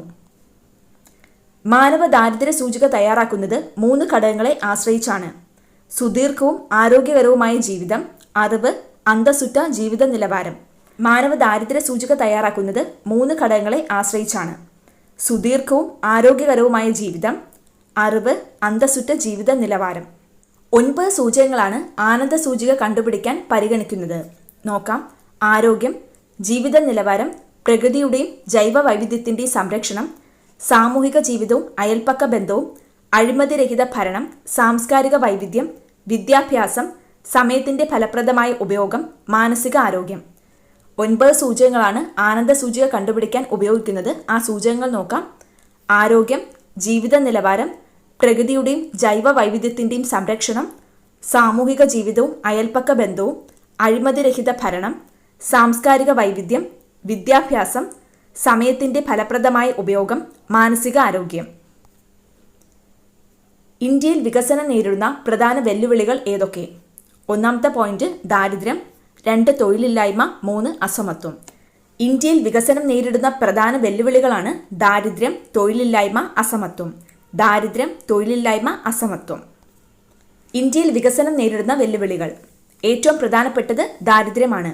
പ്ലാനിംഗ് കമ്മീഷന് വേണ്ടി രംഗരാജൻ പാനൽ തയ്യാറാക്കിയ കണക്കുപ്രകാരം ഇന്ത്യയിൽ 2011-12 29.5% ആളുകൾ ദരിദ്രരാണ്. ദാരിദ്ര്യത്തെ കൂടാതെ നിരക്ഷരത, പോഷകാഹാരക്കുറവ്, കടുത്ത സാമ്പത്തിക അസമത്വങ്ങൾ, പട്ടിണി മരണം, തൊഴിലില്ലായ്മ എന്നീ പ്രശ്നങ്ങൾ വികസിത രാജ്യങ്ങൾ നിലനിൽക്കുന്നുണ്ട്. തൊഴിലില്ലായ്മയാണ് മറ്റൊരു പ്രശ്നം. കഴിഞ്ഞ 20 വർഷത്തിലധികമായി കാണുന്ന ഒരു പ്രവണത നമുക്ക് സാമ്പത്തിക വളർച്ച 8 മുതൽ 9% വരെ ഉണ്ടെങ്കിലും തൊഴിലിൻ്റെ വളർച്ചാ നിരക്ക് 1%-മോ അതിൽ താഴെയോ എന്നതാണ്. സാമ്പത്തിക വളർച്ച പുതിയ തൊഴിലവസരങ്ങൾ ഉണ്ടാക്കുന്നില്ല എന്നർത്ഥം. ഇന്ത്യയിൽ ദാരിദ്ര്യം കണക്കാക്കുന്നത് കലോറിയുടെ അടിസ്ഥാനത്തിലാണ്. ഗ്രാമപ്രദേശത്ത് ദിവസം 2400 കലോറി ഊർജം പ്രദാനം ചെയ്യാൻ കഴിയുന്ന ആഹാരം ലഭിക്കാനുള്ള വരുമാനം ഇല്ലെങ്കിൽ ഒരു വ്യക്തി ദാരിദ്ര്യത്തിലാണ് എന്ന് പറയാം. നഗരപ്രദേശങ്ങളിലാണെങ്കിൽ 2100 കലോറിയാണ്. ഇന്ത്യയിലെ ഉത്തർപ്രദേശ്, ബീഹാർ, ഉത്തരാഖണ്ഡ്, ഛത്തീസ്ഗഡ്, ഒഡീഷ എന്നീ സംസ്ഥാനങ്ങളിലെ 35% കൂടുതൽ ജനങ്ങൾ ദരിദ്രരാണ്. ഇന്ത്യയിലെ ഉത്തർപ്രദേശ്, ബീഹാർ, ഉത്തരാഖണ്ഡ്, ഛത്തീസ്ഗഡ്, ഒഡീഷ എന്നീ സംസ്ഥാനങ്ങളിലെ 35% കൂടുതൽ ജനങ്ങൾ ദാരിദ്ര്യത്തിലാണ്. നമ്മുടെ വികസനം നേരിടുന്ന മറ്റൊരു പ്രശ്നമാണ് അസമത്വം. അസമത്വം 3 തരത്തിലുണ്ട്. സമ്പത്തിലുള്ള അസമത്വം, വരുമാനത്തിലുള്ള അസമത്വം, ഭൂപ്രദേശങ്ങൾ തമ്മിലുള്ള അസമത്വം. അസമത്വം 3 തരത്തിലാണ്. സമ്പത്തിലുള്ള അസമത്വം, വരുമാനത്തിലുള്ള അസമത്വം, ഭൂപ്രദേശങ്ങൾ തമ്മിലുള്ള അസമത്വം. നമുക്ക് വേണ്ടത് മാനവമുഖമുള്ള, പരിസ്ഥിതിക്ക് ആഘാതമേൽപ്പിക്കാത്ത ഒരു വികസന സമീപനമാണ്, അഥവാ സുസ്ഥിര വികസനം. അതായത് സുസ്ഥിര വികസനം എന്നതുകൊണ്ട് ഉദ്ദേശിക്കുന്നത് പരിസ്ഥിതിക്ക് കോട്ടം തട്ടാതെയുള്ള ഒരു വികസനമാണ്. പ്രകൃതി വിഭവങ്ങൾ ഒരു തലമുറയ്ക്ക് മാത്രം അനുഭവിക്കാനുള്ളതല്ല, വരും തലമുറയ്ക്ക് കൂടി അവകാശപ്പെട്ടതാണ് എന്ന കാഴ്ചപ്പാടിനാണ് സുസ്ഥിര വികസനത്തിന്റെ കാതൽ. സുസ്ഥിര വികസനത്തിന് 3 പ്രധാന ലക്ഷ്യങ്ങളുണ്ട്: പാരിസ്ഥിതിക ലക്ഷ്യങ്ങൾ, സാമ്പത്തിക ലക്ഷ്യങ്ങൾ, സാമൂഹിക ലക്ഷ്യങ്ങൾ. സുസ്ഥിര വികസനത്തിന്റെ 3 ലക്ഷ്യങ്ങളാണ് പാരിസ്ഥിതിക ലക്ഷ്യങ്ങൾ, സാമ്പത്തിക ലക്ഷ്യങ്ങൾ, സാമൂഹിക ലക്ഷ്യങ്ങൾ. സ്റ്റേറ്റ്മെന്റ് രൂപത്തിൽ ചോദ്യങ്ങൾ വരുന്നത് കൊണ്ടാണ് ഇത്ര ഡീറ്റെയിൽ ആയിട്ട് പറയുന്നത്. ഒരു പോയിന്റ്സും ഞാൻ വിട്ടിട്ടില്ല. സുസ്ഥിര വികസനത്തിന് കോട്ടം തട്ടുന്ന പ്രവർത്തനങ്ങളാണ് വയൽ നികത്തൽ, അമിതമായ രാസകീടനാശിനി പ്രയോഗം, ശുദ്ധജലം മലിനമാക്കലും പാഴാക്കലും. മഹാനഗരങ്ങളിൽ ഭൂരിപക്ഷം ആളുകൾക്കും എല്ലാ സൗകര്യങ്ങളും ലഭിക്കുമ്പോൾ ബീഹാർ, ഒഡീഷ തുടങ്ങിയവിടങ്ങളിൽ ഈ സൗകര്യങ്ങൾ ലഭിക്കുന്നില്ല. ഈ അവസ്ഥ ഏതു പേരിൽ അറിയപ്പെടുന്നു? പ്രാദേശിക അസന്തുലിതാവസ്ഥ. ഈ അവസ്ഥ അറിയപ്പെടുന്നത് പ്രാദേശിക അസന്തുലിതാവസ്ഥ എന്നാണ്. ചില പ്രദേശങ്ങൾ വികസനത്തിൽ മുൻപന്തിയിലും എന്നാൽ മറ്റു ചില പ്രദേശങ്ങൾ പിന്നോക്കവും നിൽക്കുന്ന അവസ്ഥയാണ് പ്രാദേശിക അസന്തുലിതാവസ്ഥ. സാധനങ്ങളുടെയും സേവനങ്ങളുടെയും അളവ് വർദ്ധിക്കുന്നു എന്ന് അർത്ഥം വരുന്ന വസ്തുത ബ്രാക്കറ്റിൽ നിന്നും തിരഞ്ഞെടുത്ത് എഴുതുക. ആൻസർ: ദേശീയ വരുമാനം കൂടുന്നു. ജനങ്ങളുടെ ജീവിത ഗുണനിലവാരം ഉയർത്തുന്നതിന് അനിവാര്യമായ ഒരു ജീവിത സാഹചര്യമാണ് പോഷകാഹാര ലഭ്യത. മറ്റെന്തെല്ലാം ജീവിത സാഹചര്യങ്ങളാണ് നിർദ്ദേശിക്കാനുള്ളത്? എല്ലാവർക്കും മെച്ചപ്പെട്ട ആരോഗ്യ സംരക്ഷണ സംവിധാനങ്ങൾ, എല്ലാവർക്കും വിദ്യാഭ്യാസ സൗകര്യങ്ങൾ, എല്ലാവർക്കും ശുദ്ധജല ലഭ്യത, എല്ലാവർക്കും തൊഴിൽ, എല്ലാവർക്കും മെച്ചപ്പെട്ട പാർപ്പിടങ്ങൾ. അടുത്തു നോക്കുന്നത് 9ാം ക്ലാസ്സിലെ 9ാമത്തെ ചാപ്റ്ററാണ്, സമ്പദ് വ്യവസ്ഥകളും സാമ്പത്തിക നയങ്ങളും. ക്രമസമാധാന പാലനവും വൈദേശിക ആക്രമണങ്ങളെ പ്രതിരോധിക്കലുമാണ് ഒരു രാഷ്ട്രത്തിന്റെ പ്രധാന ചുമതല എങ്കിൽ അത്തരം രാഷ്ട്രങ്ങൾ അറിയപ്പെടുന്നത്? Answer: police state. ക്രമസമാധാന പാലനവും വൈദേശിക ആക്രമണങ്ങളെ പ്രതിരോധിക്കലുമാണ് ഒരു രാഷ്ട്രത്തിന്റെ പ്രധാന ചുമതലയെങ്കിൽ അത്തരം രാഷ്ട്രങ്ങൾ അറിയപ്പെടുന്നത് പോലീസ് സ്റ്റേറ്റ് എന്നാണ്. ഉൽപാദനോപാധികൾ പൊതു ഉടമസ്ഥതയിലുള്ളതും കേന്ദ്രീകൃത ആസൂത്രണം അടിസ്ഥാനമാക്കി പ്രവർത്തിക്കുന്നതുമായ സമ്പദ് വ്യവസ്ഥ. ആൻസർ: സോഷ്യലിസ്റ്റ് സമ്പദ് വ്യവസ്ഥ. ഉൽപാദനോപാധികൾ പൊതു ഉടമസ്ഥതയിലുള്ളതും കേന്ദ്രീകൃത ആസൂത്രണം അടിസ്ഥാനമാക്കി പ്രവർത്തിക്കുന്നതുമായ സമ്പദ് വ്യവസ്ഥയാണ് സോഷ്യലിസ്റ്റ് സമ്പദ് വ്യവസ്ഥ. ഇന്ത്യയിൽ ഏതുതരം സമ്പദ് വ്യവസ്ഥയാണ് നിലനിൽക്കുന്നത്? ആൻസർ: മിശ്ര സമ്പദ് വ്യവസ്ഥ. ഇന്ത്യയിൽ നിലനിൽക്കുന്ന സമ്പദ് വ്യവസ്ഥ മിശ്ര സമ്പദ് വ്യവസ്ഥ. ഉദാരവൽക്കരണ നടപടികൾക്ക് തുടക്കം കുറിച്ച വർഷം? ആൻസർ: 1985. ഉദാരവൽക്കരണ നടപടികൾക്ക് തുടക്കം കുറിച്ച വർഷം 1985. രാഷ്ട്രത്തിന്റെ സാമ്പത്തിക പ്രവർത്തനങ്ങളിലുള്ള സർക്കാർ നിയന്ത്രണങ്ങളും സ്വാധീനവും പരിമിതപ്പെടുത്തലാണ്? ആൻസർ: ഉദാരവൽക്കരണം. രാഷ്ട്രത്തിന്റെ സാമ്പത്തിക പ്രവർത്തനങ്ങളിലുള്ള സർക്കാർ നിയന്ത്രണങ്ങളും സ്വാധീനവും പരിമിതപ്പെടുത്തലാണ് ഉദാരവൽക്കരണം. പൊതുമേഖലാ സ്ഥാപനങ്ങളുടെ സ്വകാര്യവൽക്കരണവും അവയുടെ ഓഹരി വിപണിയും കൈകാര്യം ചെയ്യുന്ന സ്ഥാപനം? Answer: department of disinvestment. പൊതുമേഖലാ സ്ഥാപനങ്ങളുടെ സ്വകാര്യവൽക്കരണവും അവരുടെ ഓഹരി വിപണിയും കൈകാര്യം ചെയ്യുന്ന സ്ഥാപനമാണ് ഡിപ്പാർട്ട്മെന്റ് ഓഫ് ഡിസ്ഇൻവെസ്റ്റ്മെന്റ്. ലോക വ്യാപാര സംഘടനയിലൂടെ രൂപപ്പെട്ട സ്വതന്ത്ര വ്യാപാര കരാറിലെ നിർദ്ദേശങ്ങൾ ഉൾപ്പെടാത്തതേത്? ആൻസർ: ഇറക്കുമതി തീരുവ ഘട്ടം ഘട്ടമായി ഉയർത്തുക. ലോക വ്യാപാര സംഘടനയിലൂടെ രൂപപ്പെട്ട സ്വതന്ത്ര വ്യാപാര ലോക വ്യാപാര സംഘടനയിലൂടെ രൂപപ്പെട്ട സ്വതന്ത്ര വ്യാപാര കരാറിലെ നിർദ്ദേശങ്ങളാണ് സബ്സിഡികൾ കുറയ്ക്കുക, പേറ്റന്റ് നിയമങ്ങൾ പരിഷ്കരിക്കുക, ആഭ്യന്തര നിക്ഷേപങ്ങൾക്ക് നൽകുന്ന പലിശ വിദേശ നിക്ഷേപങ്ങൾക്ക് നൽകുക. പുത്തൻ സാമ്പത്തിക നയങ്ങൾക്ക് അനുകൂലമല്ലാത്ത വാദഗതി ഏത്?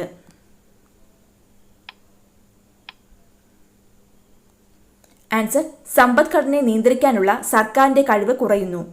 പുത്തൻ സാമ്പത്തിക നയങ്ങൾക്ക് അനുകൂലമല്ലാത്ത വാദഗതിയാണ് സമ്പദ്ഘടനയെ നിയന്ത്രിക്കാനുള്ള സർക്കാരിന്റെ കഴിവ് കുറയുന്നു. ആഗോളവൽക്കരണ നയങ്ങൾ നടപ്പിലാക്കുന്നതിൽ പ്രധാന പങ്ക് വഹിക്കുന്ന സ്ഥാപനം? ആൻസർ: അന്താരാഷ്ട്ര നാണയനിധിയും ലോകബാങ്കും. ആഗോളവൽക്കരണ നയങ്ങൾ നടപ്പിലാക്കുന്നതിൽ പ്രധാന പങ്ക് വഹിക്കുന്ന സ്ഥാപനങ്ങളാണ് അന്താരാഷ്ട്ര നാണയനിധിയും ലോകബാങ്കും. ലോക വ്യാപാര സംഘടനയുടെ ആസ്ഥാനം? Answer: Geneva. ലോക വ്യാപാര സംഘടനയുടെ ആസ്ഥാനം ജനീവ. റോഡ്, പാലം മുതലായവ സ്വകാര്യ സംരംഭകർ നിർമ്മിക്കുകയും മുതൽ മുടക്ക് ടോൾ പിരിവിലൂടെ തിരിച്ചുപിടിക്കുകയും പിന്നീട് അവ സർക്കാരിന് കൈമാറുകയും ചെയ്യുന്ന രീതി? Answer: boat. Build, operate and transfer. Road, പാലം മുതലായവ സ്വകാര്യ സംരംഭകർ നിർമ്മിക്കുകയും മുതൽ മുടക്ക് ടോൾ പിരിവിലൂടെ തിരിച്ചുപിടിക്കുകയും പിന്നീട് അവ സർക്കാരിന് കൈമാറുകയും ചെയ്യുന്ന രീതിയാണ് ബോട്ട്. പൊതു സ്വകാര്യ പങ്കാളിത്തത്തോടെ ഇന്ത്യയിൽ നിർമ്മിച്ച ആദ്യ വിമാനത്താവളം? ആൻസർ: നെടുമ്പാശ്ശേരി വിമാനത്താവളം. പൊതു സ്വകാര്യ പങ്കാളിത്തത്തോടെ, അതായത് PPP പബ്ലിക് പ്രൈവറ്റ് പാർട്ണർഷിപ്പിലൂടെ ഇന്ത്യയിൽ നിർമ്മിച്ച ആദ്യത്തെ വിമാനത്താവളമാണ് നെടുമ്പാശ്ശേരി വിമാനത്താവളം. സർക്കാർ നിയന്ത്രണങ്ങളെ സമ്പൂർണ്ണമായി നിരാകരിക്കുന്ന പുത്തൻ സാമ്പത്തിക നയങ്ങൾ അറിയപ്പെടുന്നത്? ആൻസർ: നവ ഉദാരവൽക്കരണം. സർക്കാർ നിയന്ത്രണങ്ങളെ സമ്പൂർണ്ണമായി നിരാകരിക്കുന്ന പുത്തൻ സാമ്പത്തിക നയങ്ങളാണ് നവ ഉദാരവൽക്കരണം. ലോക വ്യാപാര സംഘടന നിലവിൽ വന്ന വർഷം? ആൻസർ: 1995 ജനുവരി 1. ലോക വ്യാപാര സംഘടന നിലവിൽ വന്ന വർഷം, അതായത് വേൾഡ് ട്രേഡ് ഓർഗനൈസേഷൻ നിലവിൽ വന്ന വർഷം 1995 ജനുവരി 1. ഈ ലോക വ്യാപാര സംഘടനയുടെ സ്ഥാപക രാജ്യങ്ങൾ ഒന്നാണ് ഇന്ത്യ. പുതിയ സാങ്കേതിക വിദ്യയോ ഉൽപ്പന്നമോ ഉൽപാദന രീതിയോ കണ്ടുപിടിക്കുന്നവർക്ക് നിശ്ചിത കാലത്തേക്ക് അവയുടെ അവകാശം സംരക്ഷിക്കുന്നതിനായി നൽകുന്നത് അറിയപ്പെടുന്നത്? Answer: patent. പുതിയ സാങ്കേതിക വിദ്യയോ ഉൽപ്പന്നമോ ഉൽപാദന രീതിയോ കണ്ടുപിടിക്കുന്നവർക്ക് നിശ്ചിത കാലത്തേക്ക് അവയുടെ അവകാശം സംരക്ഷിക്കുന്നതിനായി നൽകുന്നതാണ് പാറ്റന്റ്. ലോകബാങ്കിന്റെ ആസ്ഥാനം? Answer: Washington DC. ലോകബാങ്കിന്റെ ആസ്ഥാനം വാഷിംഗ്ടൺ DC. ലോകബാങ്ക്, അന്താരാഷ്ട്ര നാണയനിധി എന്നിവയുടെ രൂപീകരണത്തിന് കാരണമായ സമ്മേളനം നടന്നതെവിടെ? Answer: 1944 Bretton Woods. ലോകബാങ്ക്, അന്താരാഷ്ട്ര നാണയനിധി എന്നിവയുടെ രൂപീകരണത്തിന് കാരണമായ സമ്മേളനം നടന്ന സ്ഥലം 1944 ബ്രെട്ടൻ വുഡ്സിലാണ്. വേൾഡ് പോപ്പുലേഷൻ പ്രോസ്പെക്ട്സ് പ്രകാരം ചൈനയെ മറികടന്ന് ഇന്ത്യ ലോക ജനസംഖ്യയിൽ ഒന്നാമതെത്തുന്ന വർഷം? ആൻസർ: 2028. വേൾഡ് പോപ്പുലേഷൻ പ്രോസ്പെക്ട്സ് പ്രകാരം ചൈനയെ മറികടന്ന് ഇന്ത്യ ലോക ജനസംഖ്യയിൽ ഒന്നാമതെത്തുന്ന വർഷം 2028. 3 തരത്തിലുള്ള സമ്പദ് വ്യവസ്ഥയാണുള്ളത്: മുതലാളിത്ത സമ്പദ് വ്യവസ്ഥ, സോഷ്യലിസ്റ്റ് സമ്പദ് വ്യവസ്ഥ, മിശ്ര സമ്പദ് വ്യവസ്ഥ. മുതലാളിത്ത സമ്പദ് വ്യവസ്ഥ ഉൽപാദനോപാധികൾ സ്വകാര്യ ഉടമസ്ഥതയിലുള്ളതും ലാഭം ലക്ഷ്യമാക്കി പ്രവർത്തിക്കുന്നതുമായ സമ്പദ് വ്യവസ്ഥയാണ് മുതലാളിത്ത സമ്പദ് വ്യവസ്ഥ. ഇതിൻ്റെ സവിശേഷതകൾ നോക്കാം. ഇത് വളരെ ഇമ്പോർട്ടൻ്റ് ആണ്, നന്നായി പഠിക്കണം. സംരംഭകർക്ക് ഏത് ഉൽപ്പന്നവും ഉൽപ്പാദിപ്പിക്കാനുള്ള സ്വാതന്ത്ര്യം, സ്വകാര്യ സ്വത്തവകാശം, ലാഭം ലക്ഷ്യമാക്കിയുള്ള പ്രവർത്തനം, പാരമ്പര്യ സ്വത്ത് കൈമാറ്റ രീതി, വില നിയന്ത്രണമില്ലാത്ത സ്വതന്ത്രമായ കമ്പോളം, ഉപഭോക്താക്കളുടെ പരമാധികാരം, ഉൽപ്പന്നങ്ങൾ വിറ്റഴിക്കാനുള്ള സംരംഭകരുടെ പരസ്പര മത്സരം. ഒരിക്കൽ കൂടി സവിശേഷതകൾ നോക്കാം. സംരംഭകർക്ക് ഏത് ഉൽപ്പന്നവും ഉൽപ്പാദിപ്പിക്കാനുള്ള സ്വാതന്ത്ര്യം, സ്വകാര്യ സ്വത്തവകാശം, ലാഭം ലക്ഷ്യമാക്കിയുള്ള പ്രവർത്തനം, പാരമ്പര്യ സ്വത്ത് കൈമാറ്റ രീതി, വില നിയന്ത്രണമില്ലാത്ത സ്വതന്ത്രമായ കമ്പോളം, ഉപഭോക്താക്കളുടെ പരമാധികാരം, ഉൽപ്പന്നങ്ങൾ വിറ്റഴിക്കാനുള്ള സംരംഭകരുടെ പരസ്പര മത്സരം. സാധനങ്ങളുടെയും സേവനങ്ങളുടെയും വില വർദ്ധിക്കുമ്പോൾ സംരംഭകർ ഉൽപ്പാദനം വർദ്ധിപ്പിച്ച് കൂടുതൽ ലാഭമുണ്ടാക്കാൻ ശ്രമിക്കും. എന്നാൽ ഉൽപ്പന്നങ്ങൾക്ക് വില കൂടുമ്പോൾ പൊതുവെ ആവശ്യക്കാർ കുറയും. അപ്പോൾ സംരംഭകർക്ക് ഉൽപ്പാദനം കുറയ്ക്കേണ്ടി വരും. അതുപോലെ സാധനങ്ങളുടെയും സേവനങ്ങളുടെയും വില കുറയുമ്പോൾ സംരംഭകർ ഉൽപ്പാദനം കുറയ്ക്കാൻ ശ്രമിക്കും. എന്നാൽ ഉൽപ്പന്നങ്ങൾക്ക് വില കുറയുമ്പോൾ ആവശ്യക്കാർ കൂടുകയും സംരംഭകർ ഉൽപ്പാദനം വർദ്ധിപ്പിക്കുകയും ചെയ്യും. ഇങ്ങനെ വിലയിലെ ഏറ്റക്കുറച്ചിലുകൾ ഉൽപ്പാദകരെയും ആവശ്യക്കാരെയും സ്വാധീനിക്കുന്നതിന്റെ ഫലമായി സാധനങ്ങളുടെയും സേവനങ്ങളുടെയും ലഭ്യത നിയന്ത്രിക്കപ്പെടുന്നതാണ് വില സംവിധാനം. വിലയിലെ ഏറ്റക്കുറച്ചിലുകൾ ഉൽപ്പാദകരെയും ആവശ്യക്കാരെയും സ്വാധീനിക്കുന്നതിന്റെ ഫലമായി സാധനങ്ങളുടെയും സേവനങ്ങളുടെയും ലഭ്യത നിയന്ത്രിക്കപ്പെടുന്നതാണ് വില സംവിധാനം എന്നറിയപ്പെടുന്നത്. എന്ത് ഉൽപ്പാദിപ്പിക്കണം, എങ്ങനെ ഉൽപ്പാദിപ്പിക്കണം, ആർക്കുവേണ്ടി ഉൽപ്പാദിപ്പിക്കണം എന്നീ അടിസ്ഥാന പ്രശ്നങ്ങൾ മുതലാളിത്ത സമ്പദ് വ്യവസ്ഥയിൽ പരിഹരിക്കപ്പെടുന്നത് വില സംവിധാനത്തിലൂടെയാണ്. മറക്കരുത്, എന്ത് ഉൽപ്പാദിപ്പിക്കണം, എങ്ങനെ ഉൽപ്പാദിപ്പിക്കണം, ആർക്കുവേണ്ടി ഉൽപ്പാദിപ്പിക്കണം എന്നീ അടിസ്ഥാന പ്രശ്നങ്ങൾ മുതലാളിത്ത സമ്പദ് വ്യവസ്ഥയിൽ പരിഹരിക്കുന്നത് എങ്ങനെയാണ്? വില സംവിധാനത്തിലൂടെയാണ്. സോഷ്യലിസ്റ്റ് സമ്പദ് വ്യവസ്ഥ. ഉൽപ്പാദനോപാധികൾ പൊതു ഉടമസ്ഥതയിലുള്ളതും കേന്ദ്രീകൃത ആസൂത്രണം അടിസ്ഥാനമാക്കി പ്രവർത്തിക്കുന്നതുമായ സമ്പദ് വ്യവസ്ഥയാണ് സോഷ്യലിസ്റ്റ് സമ്പദ് വ്യവസ്ഥ. ഇനി ഇതിൻ്റെ സവിശേഷതകൾ നോക്കാം. ജനക്ഷേമം ലക്ഷ്യമാക്കിയുള്ള പ്രവർത്തനം, സ്വകാര്യ സംരംഭകരുടെ അഭാവം, സ്വകാര്യ സ്വത്തവകാശം, പാരമ്പര്യ സ്വത്ത് കൈമാറ്റ രീതി എന്നിവയുടെ അഭാവം, സാമ്പത്തിക സമത്വം. സോഷ്യലിസ്റ്റ് സമ്പദ് വ്യവസ്ഥയുടെ പ്രത്യേകതകളാണ് ജനക്ഷേമം ലക്ഷ്യമാക്കിയുള്ള പ്രവർത്തനം, സ്വകാര്യ സംരംഭകരുടെ അഭാവം, സ്വകാര്യ സ്വത്തവകാശം, പാരമ്പര്യ സ്വത്ത് കൈമാറ്റ രീതി എന്നിവയുടെ അഭാവം, സാമ്പത്തിക സമത്വം. സമ്പദ് വ്യവസ്ഥയുടെ അടിസ്ഥാന പ്രശ്നങ്ങൾ സോഷ്യലിസത്തിൽ പരിഹരിക്കപ്പെടുന്നത് ആസൂത്രണത്തിലൂടെയാണ്. എന്ത് ഉൽപ്പാദിപ്പിക്കണം, എങ്ങനെ ഉൽപ്പാദിപ്പിക്കണം, ആർക്കുവേണ്ടി ഉൽപ്പാദിപ്പിക്കണം എന്നെല്ലാം ആസൂത്രണം ചെയ്ത് ജനക്ഷേമം ലക്ഷ്യമാക്കി ഉൽപ്പാദനവും വിതരണവും നടത്തുന്നു. രാജ്യത്തിന് ആവശ്യമുള്ള സാധനങ്ങളുടെയും സേവനങ്ങളുടെയും അളവ് കണ്ടെത്തി അതിനനുസരിച്ച് ഉൽപ്പാദനം നിയന്ത്രിക്കുന്നു. വില മുൻകൂട്ടി നിശ്ചയിക്കുന്നതിനാൽ വില സംവിധാനത്തിന് സോഷ്യലിസ്റ്റ് സമ്പദ് വ്യവസ്ഥയിൽ പ്രാധാന്യമില്ല. മുതലാളിത്ത സമ്പദ് വ്യവസ്ഥയിലാണ് വില സംവിധാനത്തിന് പ്രാധാന്യമുള്ളത്. എന്നാൽ സോഷ്യലിസ്റ്റ് സമ്പദ് വ്യവസ്ഥയിൽ വില സംവിധാനത്തിന് പ്രാധാന്യമില്ല. എന്ത് ഉൽപ്പാദിപ്പിക്കണം, എങ്ങനെ ഉൽപ്പാദിപ്പിക്കണം, ആർക്കുവേണ്ടി ഉൽപ്പാദിപ്പിക്കണം എന്നെല്ലാം ആസൂത്രണം ചെയ്ത് ജനക്ഷേമം ലക്ഷ്യമാക്കിയാണ് ഈ ഉൽപ്പാദനവും വിതരണവും നടത്തുന്നത്. സോഷ്യലിസ്റ്റ് സമ്പദ് വ്യവസ്ഥയും പ്രശ്നങ്ങളിൽ നിന്ന് മുക്തമല്ല. എല്ലാ മേഖലകളിലും മുതൽ മുടക്കാനുള്ള സാമ്പത്തിക ശേഷി പൊതുമേഖലയ്ക്ക് കുറവായിരിക്കും. ഇത് സാമ്പത്തിക വളർച്ചയെ പ്രതികൂലമായി ബാധിക്കും. സ്വകാര്യ സ്വത്തവകാശവും പാരമ്പര്യ സ്വത്ത് കൈമാറ്റ രീതിയും ഇല്ലാത്ത സാഹചര്യത്തിൽ ആളുകൾ കൂടുതൽ അധ്വാനിക്കാനുള്ള താൽപ്പര്യം കാണിക്കണമെന്നില്ല. കമ്പോളത്തിൽ ഉപഭോക്താവിന് ഉൽപ്പന്നങ്ങൾ തിരഞ്ഞെടുക്കാനുള്ള സ്വാതന്ത്ര്യം കുറവായിരിക്കും. മിശ്ര സമ്പദ് വ്യവസ്ഥ. മുതലാളിത്ത സമ്പദ് വ്യവസ്ഥയുടെയും സോഷ്യലിസ്റ്റ് സമ്പദ് വ്യവസ്ഥയുടെയും ചില സവിശേഷതകൾ ചേർന്നതാണ് മിശ്ര സമ്പദ് വ്യവസ്ഥ.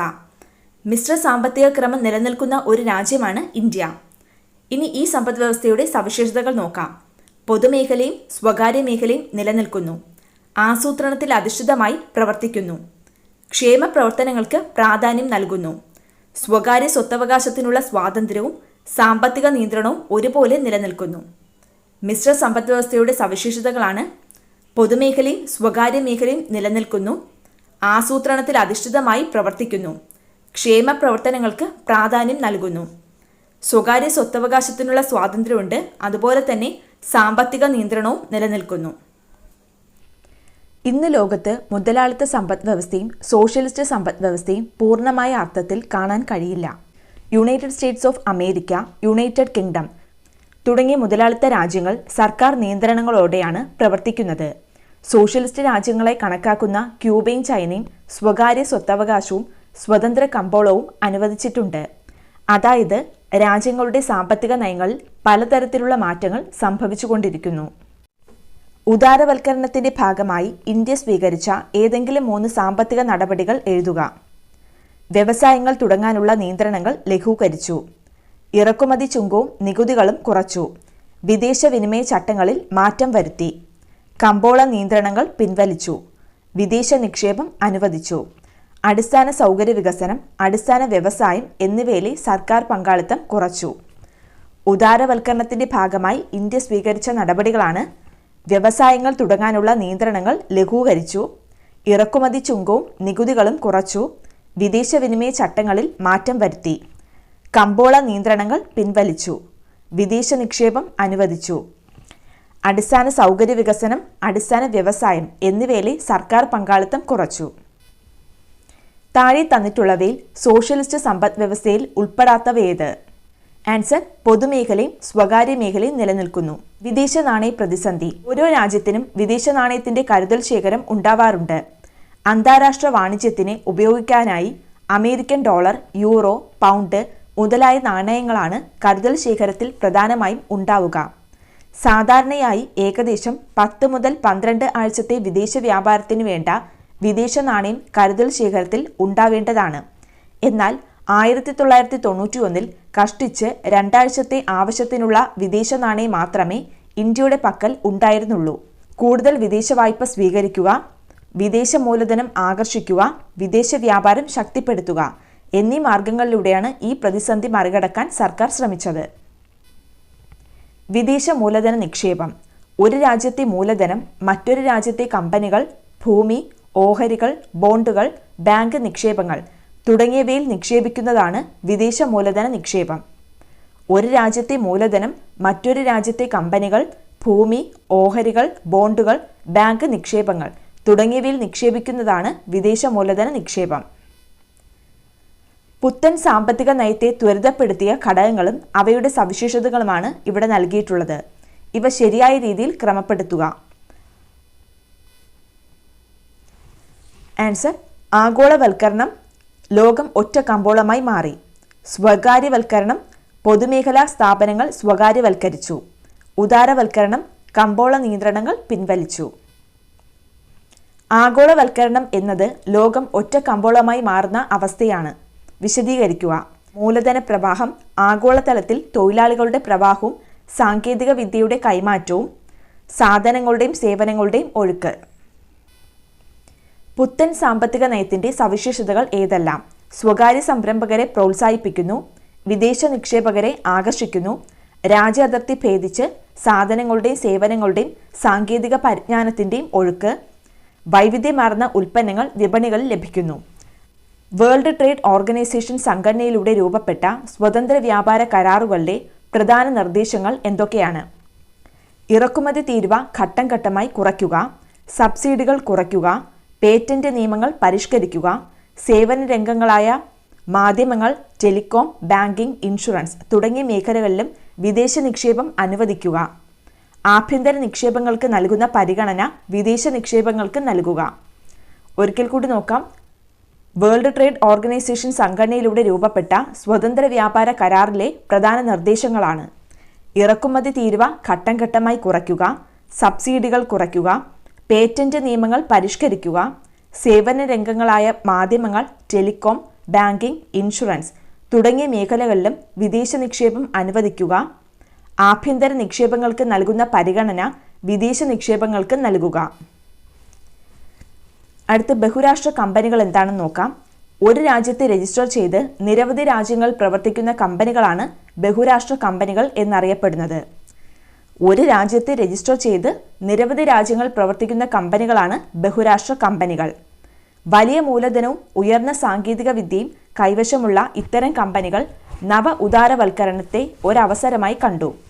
ഉൽപ്പന്നങ്ങൾ ഒരു രാജ്യത്ത് നിർമ്മിച്ച് മറ്റു രാജ്യങ്ങളിലേക്ക് കയറ്റുമതി ചെയ്യുന്നതിന് പകരം മൂലധനം വികസ്വര രാജ്യങ്ങളിൽ നിക്ഷേപിച്ച് അവിടത്തെ അസംസ്കൃത വസ്തുക്കളും തൊഴിലും കമ്പോളവും തങ്ങൾക്ക് അനുകൂലമായി ഉപയോഗിക്കാൻ ഈ കമ്പനികൾക്ക് കഴിഞ്ഞു.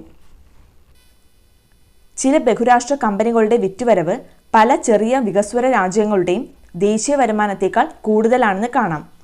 രാജ്യങ്ങളുടെ ആഭ്യന്തര നയങ്ങളിലും നിയമങ്ങളിലും തങ്ങൾക്ക് അനുകൂലമായ മാറ്റങ്ങൾ കൊണ്ടുവരാൻ ബഹുരാഷ്ട്ര കമ്പനികൾക്ക് പലപ്പോഴും കഴിയുന്നുണ്ട്. ബഹുരാഷ്ട്ര കമ്പനികൾ പലപ്പോഴും പ്രാദേശിക കമ്പനികളുമായി ചേർന്നുകൊണ്ടോ പ്രാദേശിക കമ്പനികളെ ഏറ്റെടുത്തുകൊണ്ടോ ആണ് ഉൽപ്പാദനം ആരംഭിക്കുക. അതുവഴി പ്രാദേശിക കമ്പനികളുടെ ഉൽപ്പാദന വിതരണ സംവിധാനങ്ങൾ ഉപയോഗിച്ച് വേഗത്തിൽ ഉൽപ്പന്നം കമ്പോളത്തിലെത്തിക്കാൻ ബഹുരാഷ്ട്ര കമ്പനികൾക്ക് കഴിയുന്നു. പ്രാദേശിക കമ്പനികൾക്കാട്ടെ കൂടുതൽ മൂലധനവും ഉന്നത സാങ്കേതിക പരിജ്ഞാനവും ലഭ്യമാകും. മറ്റൊരു രീതിയിലും ബഹുരാഷ്ട്ര കമ്പനികൾ ഉൽപ്പാദനം നിയന്ത്രിക്കുന്നുണ്ട്. ഉൽപ്പന്നത്തിന്റെ നിർമ്മാണം പ്രാദേശിക ചെറുകിട സംരംഭകരെ ഏൽപ്പിക്കുന്നു. അവരിൽ നിന്ന് ലഭിക്കുന്ന ഉൽപ്പന്നം സ്വന്തം ബ്രാൻഡ് നാമത്തിൽ വിറ്റഴിക്കുന്നു. വസ്ത്രങ്ങൾ, ചെരുപ്പുകൾ, കായിക ഉപകരണങ്ങൾ മുതലായവയുടെ നിർമ്മാണം ഇതിന് ഉദാഹരണമാണ്. പല രാജ്യങ്ങളിലായി നിർമ്മിക്കുന്ന ഭാഗങ്ങൾ ഏതെങ്കിലും ഒരു രാജ്യത്ത് കൂട്ടിയോജിപ്പിക്കുന്ന രീതിയും അവർ പരീക്ഷിക്കുന്നു. വാഹന നിർമ്മാണത്തിൽ ഈ രീതിയാണ് ഉപയോഗിക്കുന്നത്. നവ ഉദാരവൽക്കരണ ആശയങ്ങളാണ് കമ്പോളവൽക്കരണത്തിന്റെ ആവിർഭാവത്തിന് ഇടയാക്കിയത്. പുതിയ സാമ്പത്തിക നയങ്ങൾക്ക് അനുകൂലവും പ്രതികൂലവുമായ വാദങ്ങൾ. അനുകൂലമായിട്ടുള്ള വാദങ്ങൾ നോക്കാം. വൈവിധ്യമാർന്ന ഉൽപ്പന്നങ്ങൾ വിപണിയിൽ ലഭ്യമാകുന്നു. മികച്ച സാങ്കേതിക വിദ്യ ഉപയോഗിക്കാൻ കഴിയുന്നു. മത്സരം വർദ്ധിക്കുന്നത് വില കുറയാൻ കാരണമാകുന്നു. കയറ്റുമതി വർദ്ധിക്കുന്നു. കമ്പനികൾക്ക് വിദേശ വിപണികളിൽ പ്രവേശിക്കാൻ കഴിയുന്നു. കൂടുതൽ സംരംഭങ്ങൾ തുടങ്ങുന്നത് തൊഴിലവസരങ്ങൾ സൃഷ്ടിക്കുന്നു. ദേശീയ വരുമാനം വർദ്ധിക്കുന്നു. ഒരിക്കൽ കൂടി നോക്കാം. പുതിയ സാമ്പത്തിക നയങ്ങൾക്ക് അനുകൂലമായിട്ടുള്ള വാദങ്ങൾ. വൈവിധ്യമാർന്ന ഉൽപ്പന്നങ്ങൾ വിപണിയിൽ ലഭ്യമാകുന്നു. മികച്ച സാങ്കേതിക വിദ്യ ഉപയോഗിക്കാൻ കഴിയുന്നു. മത്സരം വർദ്ധിക്കുന്നത് വില കുറയാൻ കാരണമാകുന്നു. കയറ്റുമതി വർദ്ധിക്കുന്നു. കമ്പനികൾക്ക് വിദേശ വിപണികളിൽ പ്രവേശിക്കാൻ കഴിയുന്നു. കൂടുതൽ സംരംഭങ്ങൾ തുടങ്ങുന്നത് തൊഴിലവസരങ്ങൾ സൃഷ്ടിക്കുന്നു. ദേശീയ വരുമാനം വർദ്ധിക്കുന്നു. പ്രതികൂല വാദങ്ങൾ നോക്കാം. സാമ്പത്തിക അസമത്വം വർദ്ധിക്കുന്നു. പ്രകൃതി വിഭവങ്ങളുടെ അമിതമായ ചൂഷണം നടക്കുന്നു. ഇറക്കുമതി പ്രാദേശിക ഉൽപ്പന്നങ്ങളുടെ വിലത്തകർച്ചയ്ക്ക് കാരണമാകുന്നു. സമ്പദ്ഘടനയെ നിയന്ത്രിക്കാനുള്ള സർക്കാരിന്റെ കഴിവ് കുറയുന്നു. തൊഴിൽ സുരക്ഷിതത്വം കുറയുന്നു. പൊതുമേഖലാ സ്ഥാപനങ്ങൾ സ്വകാര്യവൽക്കരിക്കുന്നത് ഭാവിയിൽ സർക്കാർ വരുമാനം കുറയാൻ ഇടയാക്കുന്നു. 1991 ശേഷം ഇന്ത്യയിൽ നിരവധി പൊതുമേഖലാ സ്ഥാപനങ്ങൾ സ്വകാര്യവൽക്കരിച്ചു. ഇതിന് 2 ഉദാഹരണങ്ങൾ എഴുതുക. മാരുതി ഉദ്യോഗ് ലിമിറ്റഡും modern food industries limited. Socialist സമ്പദ് വ്യവസ്ഥ നേരിടുന്ന പ്രശ്നങ്ങൾ എന്തെല്ലാം? പൊതുമേഖലയുടെ സാമ്പത്തിക ശേഷി കുറവ്, കൂടുതൽ അധ്വാനിക്കാനുള്ള ആളുകളുടെ താൽപ്പര്യക്കുറവ്, ഉപഭോക്താവിൻ്റെ സ്വാതന്ത്ര്യക്കുറവ്. ഇത്രയും ചോദ്യങ്ങളാണ് ഇന്നത്തെ വീഡിയോയിൽ ഉൾപ്പെടുത്തിയിട്ടുള്ളത്. നിങ്ങൾക്ക് ഇഷ്ടമായിട്ടുണ്ടെങ്കിൽ തീർച്ചയായും ലൈക്ക് ചെയ്യുക.